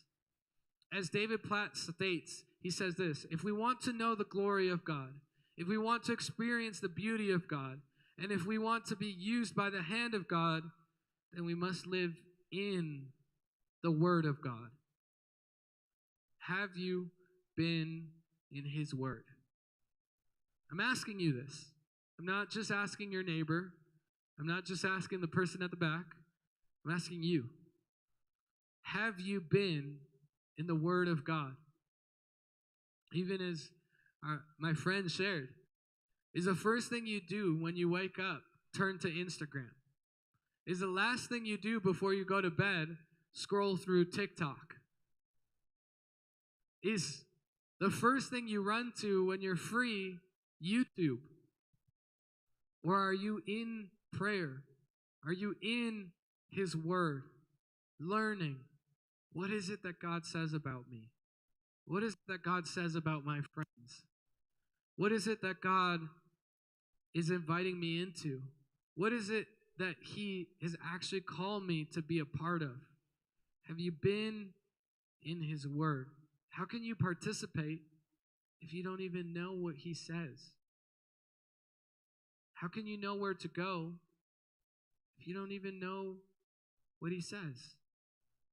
It's through His Word that we find direction.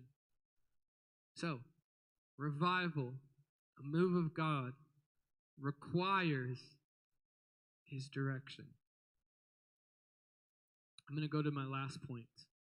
I'm actually going to invite the band up. Maybe we can just have keys for a few moments. But we're going to start to close out the service.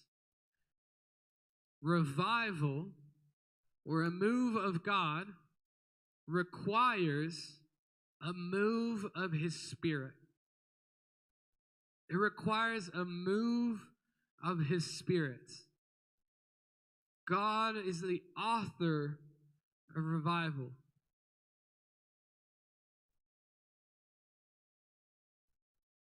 See, we could do all the right things. We could be in prayer. We could read His Word. But it's His Spirit that has the power to transform. And so we need His Spirit. If we want to see revival, just as if we wanted to see revival in us, we need the Holy Spirit.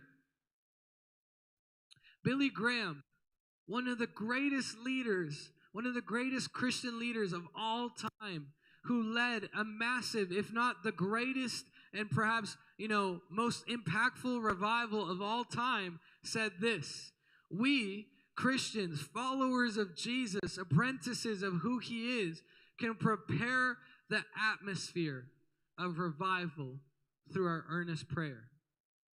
We can prepare the atmosphere of revival through exemplary living while being contrite and humble. But only God and His Spirit can revive the spirit and revive the heart of a person. See, we can prepare the atmosphere as we pray, as we seek his word, as we share, as we do all of those things. But it's his Spirit that moves ahead of us and does the work to transform people's lives. It's his Spirit which reveals, revives, and restores. Jesus explained this in John 16, verse 7. He says this, "But in fact, it is best for you that I go away." So to give you a little bit of context, this is when Jesus is walking with his disciples. This is before he's been crucified. And he says this, "But in fact, it is best for you that I go away. Because if I don't, then the advocate," meaning the Holy Spirit, "won't come. But if I do go away, then I will send him to you. And when he comes," again referencing the Holy Spirit, "he will convict the world of its sin and of God's righteousness and of the coming judgment." This is beautiful because we play the role of participation.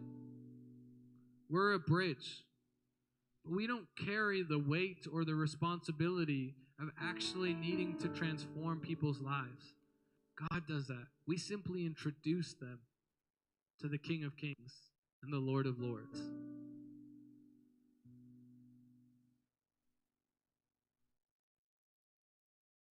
Do you guys remember this story we went through last night in Acts, or sorry, not in Acts, in John? The disciples, they were hiding, they were afraid, they were fearful, and Jesus shows up, Jesus appears, and he says, "I'm with you." And he says, "Just as the Father has sent me, so I am sending you." What happens from that place? In that moment, or in the moments afterwards, they begin to pray. They begin to read God's word. It says that they went to an upper room where they're praying, where they're spending time in the scriptures. And then, as they're there and they're waiting, the Holy Spirit descends upon them like a dove. And it says that they spoke in tongues. It says that they were filled with the Holy Spirit. This beautiful moment where the Holy Spirit empowers them to live on mission. Right after that moment, this is what we see. We see Peter begin the revival of the New Testament church. It says that he went out to preach the gospel. He went out to preach the gospel. And it says that that day when he preached, not 100, not 600, not 1,000, not even 2,000, but 3,000.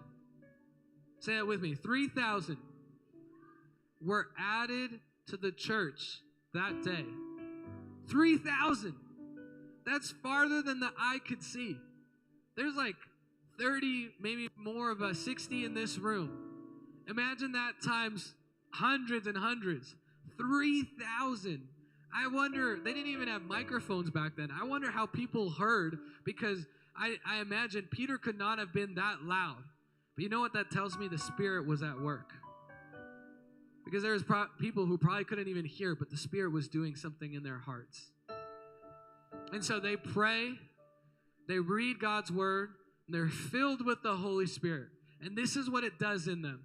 It takes them from these disciples who are fearful of being rejected, who are hiding, who are anxious. Peter, who just a week before had denied God 3 times. It says that he was by a fireplace and someone comes up to him, says, weren't you with Jesus? No, that wasn't me. Someone else comes up. Aren't you with Jesus? No, I'm telling you, that wasn't me. One last person comes up. Hey, weren't you that man that was with Jesus? No. He goes and he hides. And now he's the one that's preaching, and 3,000 encounter the love of God. How does that happen?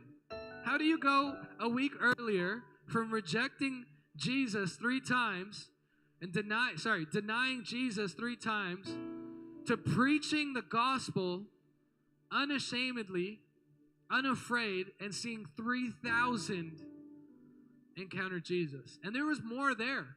It only says that 3,000 said yes, but there was more there. That's crazy.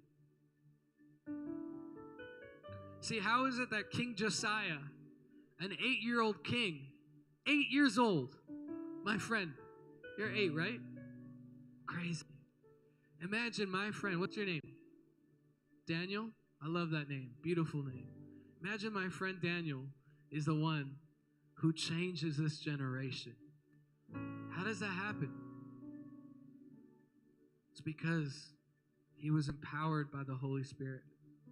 We don't have to do this alone. See, when it's almost like going back to the analogy of the beginning, we see the finished product, this IKEA shelf, or whatever it is that you want to imagine. And we have all of the tools and all of the pieces to build it and to get from there to there. But we don't have the instruction manual. It can feel confusing and it can feel hard. How do we get there? The Holy Spirit is that instruction manual. See, we have all of the tools when it comes to God's presence, when it comes to God's word, when it comes to prayer. We have all of the tools, but the Holy Spirit is the one who guides us so we can put those tools in place to see the work accomplished.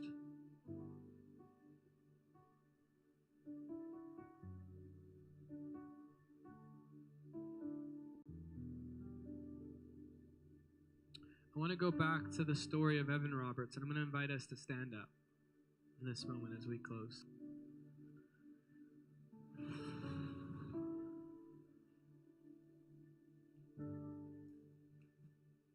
A hopeful generation. Not a generation that's alone, but a generation that is seen, a generation that is loved.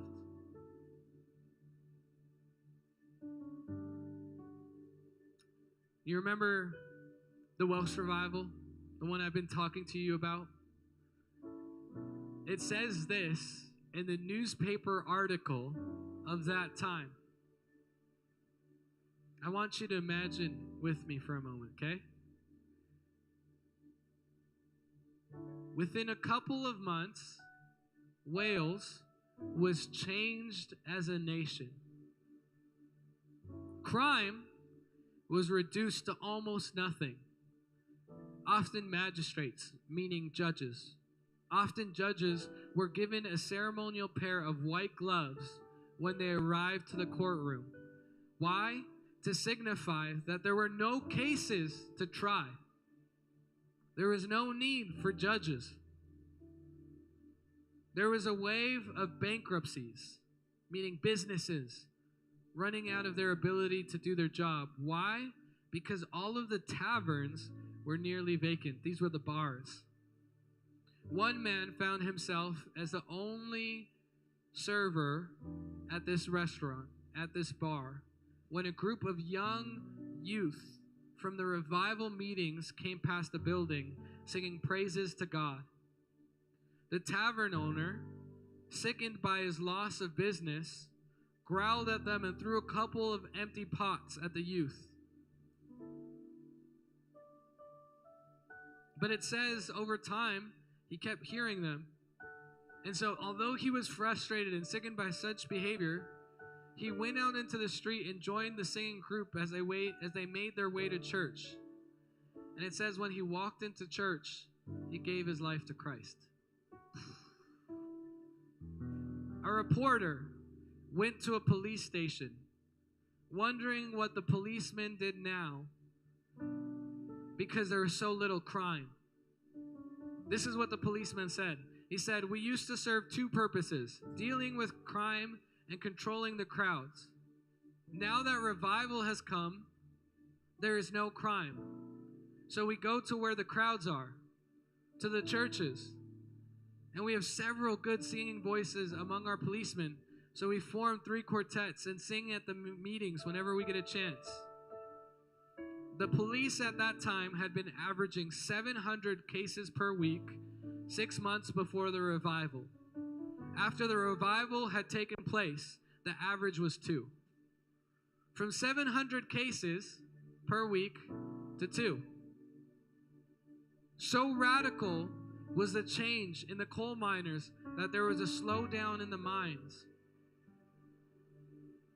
Because those who worked in the mines were so used to being cursed and screamed by their bosses, they couldn't figure out what to do when their masters, now impacted by the love of Jesus, spoke kindly to them. It says they were so shocked they stopped working. A whole nation transformed and changed. Imagine this. No crime, people going out of business, and all they can do is follow where the crowds are going. And it leads them to an encounter with Jesus, with the love of God. In the newspaper article, I have a picture of it, but I didn't get a chance to have it set up for today. It says this: a move that could only be described by a real God. These are secular writers, meaning those who don't believe in Jesus. They wrote, this can only be described, this can only be explained, because so radical, so crazy, so improbable is this transformation that it can only point to one thing: a true living God.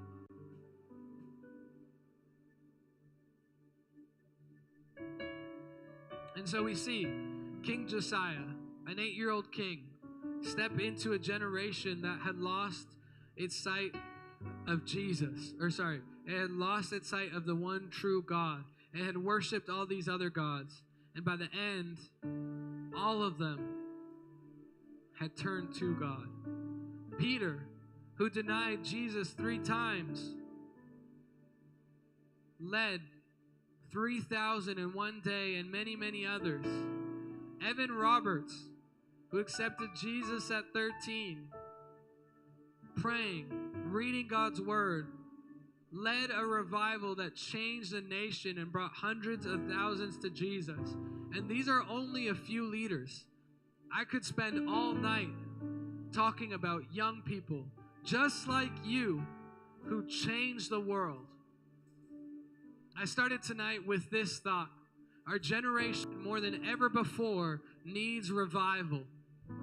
Are you willing to be a vessel that the Lord could use to bring revival? You can come up with all the excuses. I imagine Josiah could have come up with excuses. I'm only 8. Evan Roberts, I'm just 13. Peter, I've denied Jesus. I've failed him. I've doubted him. But they didn't worry or they didn't focus on that. Instead, they prayed. They read God's word, and they invited his Holy Spirit in. And it changed the world around them. 2 Chronicles 7 verse 14 says this: if my people, that's you, you're his children, who are called by my name, will humble themselves and pray and seek my face and turn from their wicked ways, then I will hear from heaven. I will forgive their sin and heal their land. Forgive their sin. Transform them internally. Heal their land. Transform the world around them. Last night we talked about revival that begins in our hearts. Transformation that first has to take place in us, and we're able to respond. Tonight, I want you to believe not just for revival in your own heart, in your own life, but in the world around you. If God could do it through all of those characters, and again, we could go all night about different characters, God could do it in you. And so my last question to you, I asked you one question at the beginning, which was, have you prayed? I asked you another question, have you read God's word? My last question, have you invited his Holy Spirit in? Have you invited his Holy Spirit in? Because you can't do it on your own strength. I can't do it on my own strength. I told you about my testimony. I went from sitting in the same seats as you, shy, awkward. I had every reason. I doubted God. I wondered for the longest time, real. I never listened in class. I never listened in the sermons. I was probably a headache to my pastor. There's every reason for God not to use me. And for a long time, that's what I focused on. But then eventually I just gave up and I said, okay, God, I want what you want for me. I want what you want for my friends. I want what you want for the world around me. I want what you want for Calgary. I want what you want for every single person I meet. I want that, God. And so I began to posture myself. I began to pray. I began to read his word. And I invited his Holy Spirit in. And that young man who, if you would have told him, he's going to be sharing the good news. He's not going to be afraid. He's going to be able to step up in front of others and see healing and see miracles and see words of knowledge and see all these things take place. I would have doubted you, but his Spirit did it in me. And I believe his Spirit can do it in you. So here's what I'm going to do. I'm going to invite any of the leaders that are in this room, whether you're a parent or you're one of the youth leaders or one of the pastors or part of the team, and you've been filled with the Holy Spirit before, just to come up to the front. Just to come up. Even if it's just one of us, two of us, great. How many leaders there are? If you've been filled with the Holy Spirit, you don't need to be afraid. It's beautiful. Now, I want you to be filled with the Holy Spirit. And so here's what we're going to do. If you want to be filled with the Holy Spirit, if you want to be empowered to live out the call of God on your life, if you are desperate and you say, God, I want what you want for me. God, I want what you want for everybody that I encounter, for our world, for our city, for our community. And you want to be filled by His Spirit to come up and to receive prayer. I believe that His Spirit is going to begin to fill you by the laying on of hands. And it's going to require a little bit of, a risk to step out. But how desperate are you? So even now, without waiting, if you want to be filled with the Holy Spirit, why don't you come up? And these incredible leaders are going to pray for you. Don't be shy. If you want to be filled with the Holy Spirit, even if you're the only one that asked for it tonight, step up. Even if you've already been filled and you want to be filled again, come up. Come on. Thank you. If you've been filled by the Holy Spirit and you want to be filled again, come up. Just because you got filled once doesn't mean you don't need to be filled again. It's like a bucket that as you pour out, you need to continue to be poured into. Don't be afraid. How desperate are you? How much do you want to see the move of God?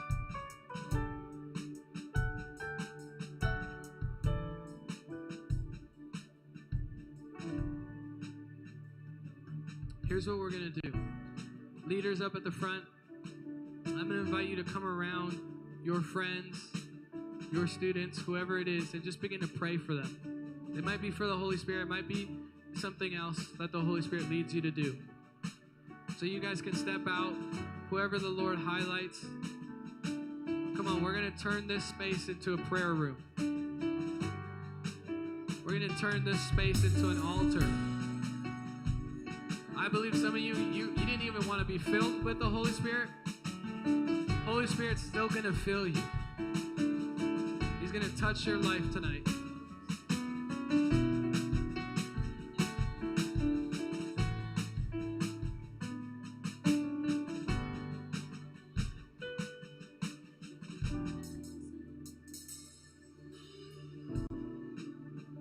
Just begin to pray over one another.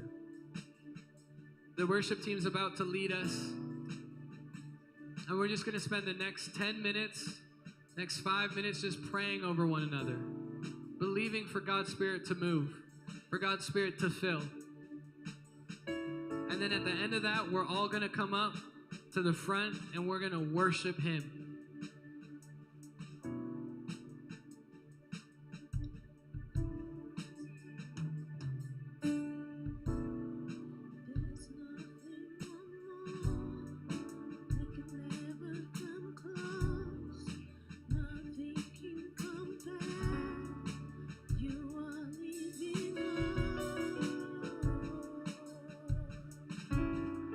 Your presence, Lord.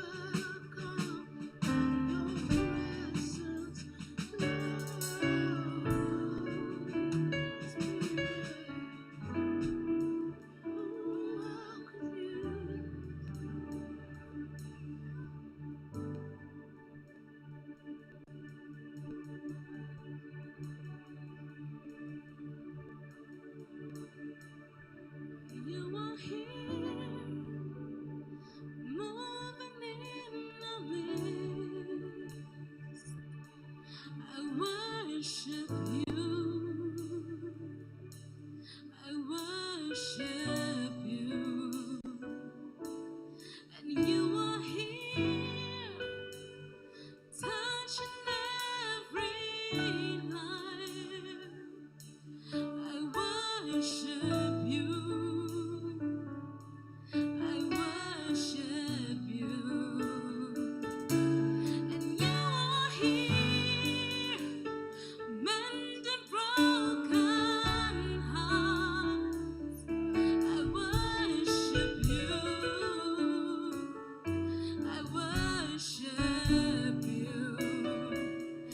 You are here, healing every life. I worship you.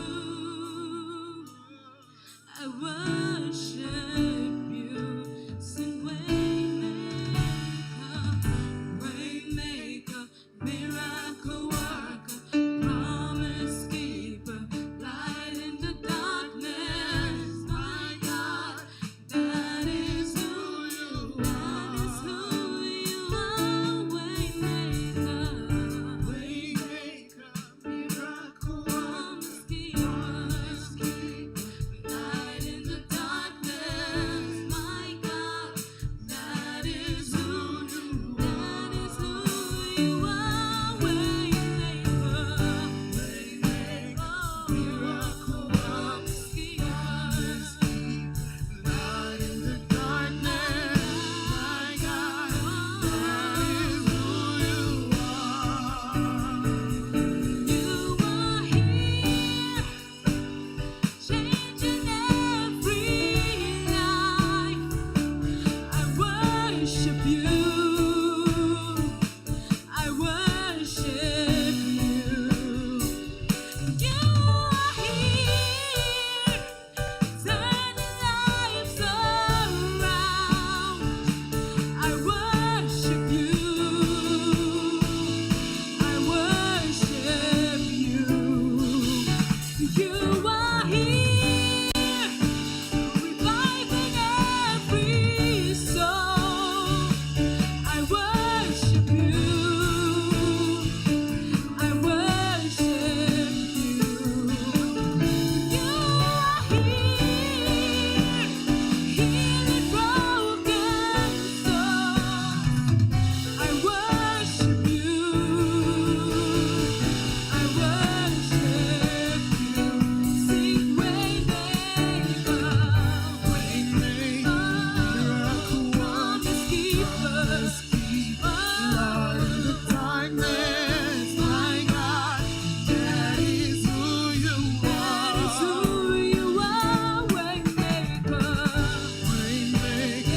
miracle promise keeper, light in the darkness. Oh my God, that is who you are. That is who you are. Waymaker, miracle worker, light in the darkness. My God, that is who you are. That is who you are. That is who you are. You are. That is who you are. That is who you are. That is who you are. And that is who you are. You are. You are. That is who you are. 'Cause that is who you are.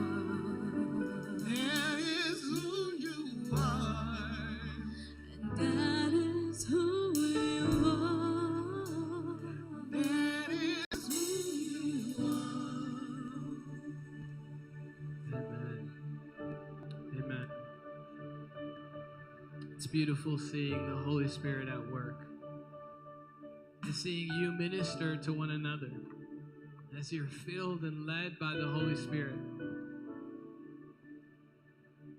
He wants to do something great in you and through you.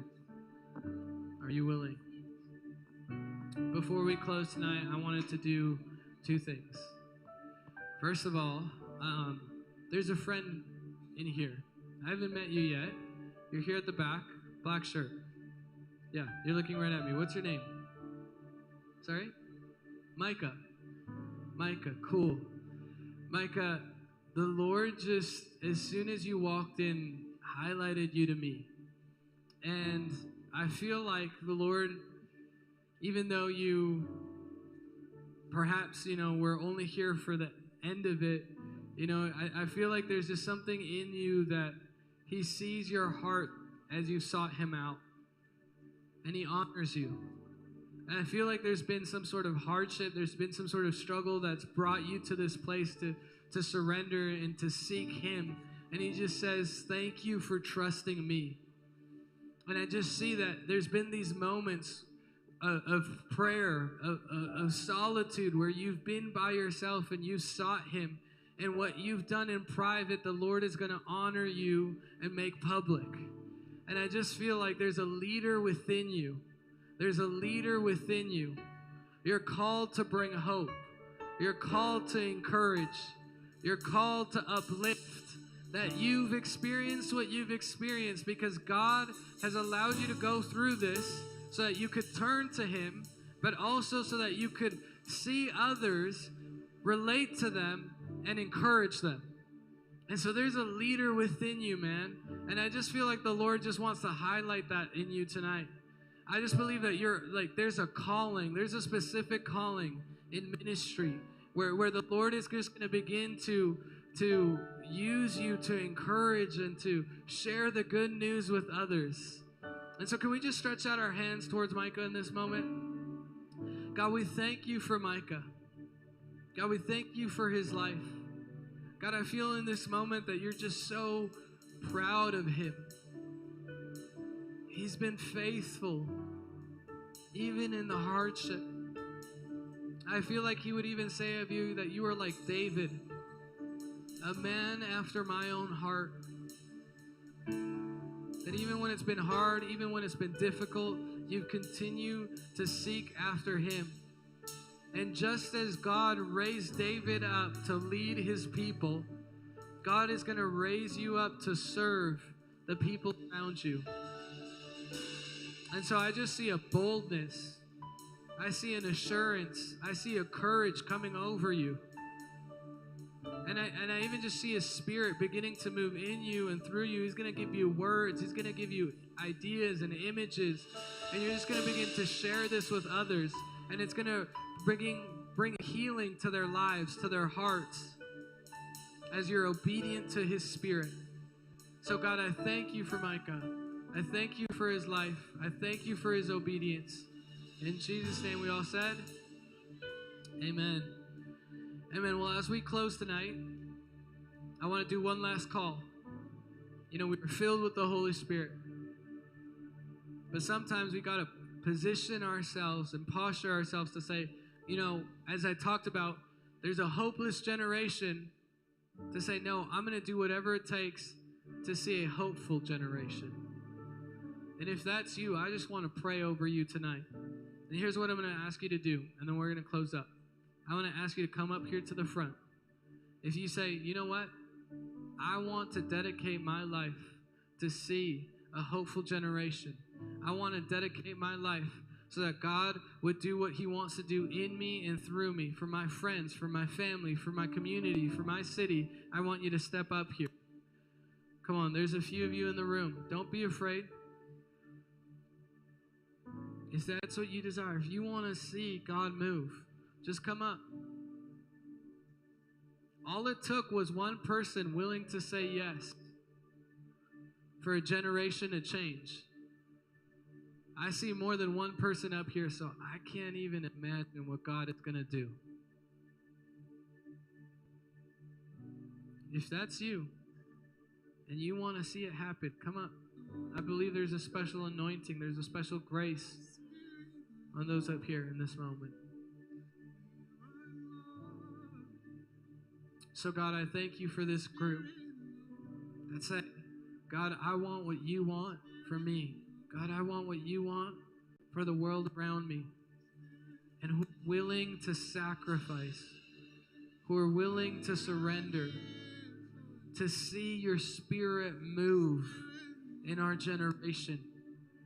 God, I thank you that there are those who will experience love and joy and peace through their lives and through their obedience. God, would you be with them? Would you cover them? We commission them tonight. And so, Holy Spirit, I even just pray in this moment, would you just begin to descend upon them?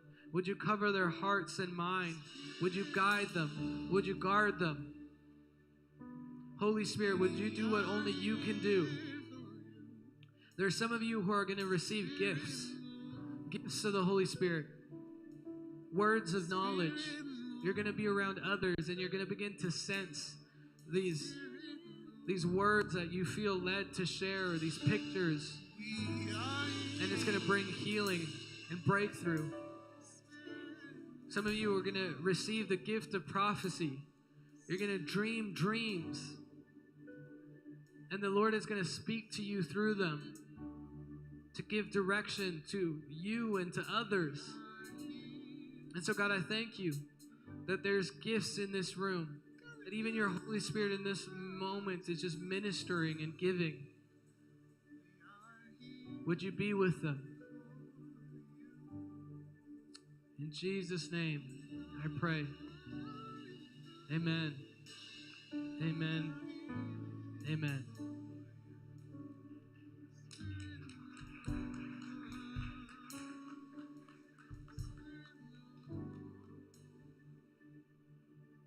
Father God, we thank you for that day we've had. We thank you for the few days we've committed to see a conference, see your revival, see your ignition in between all of us. And God, let this not be another day, let this be another conference where we just pray and there's no change. We just pray and we don't see anything happen. God, we come before you and we pray that you actually revive our hearts. You revive what's dead. You revive this generation. You create something that we've never seen before. And God, we trust you. We're here before you and we trust you, God. And we believe that you're actually going to do this for us. And you're going to revive this generation, God. Amen. And thank you guys so much for coming. Thank you to our worship team. Thank you to Pastor Sebastian. Thank you to the leaders of this house who've arranged this for us. Tomorrow we're here 9:30 and 11:30 to serve. We're taking over and serving the big church. And at 5 p.m. there is another conference, the last one of this conference. So let's all make sure to be here. Invite friends. Invite those people who we want to see change in their lives. Thank you so much, guys.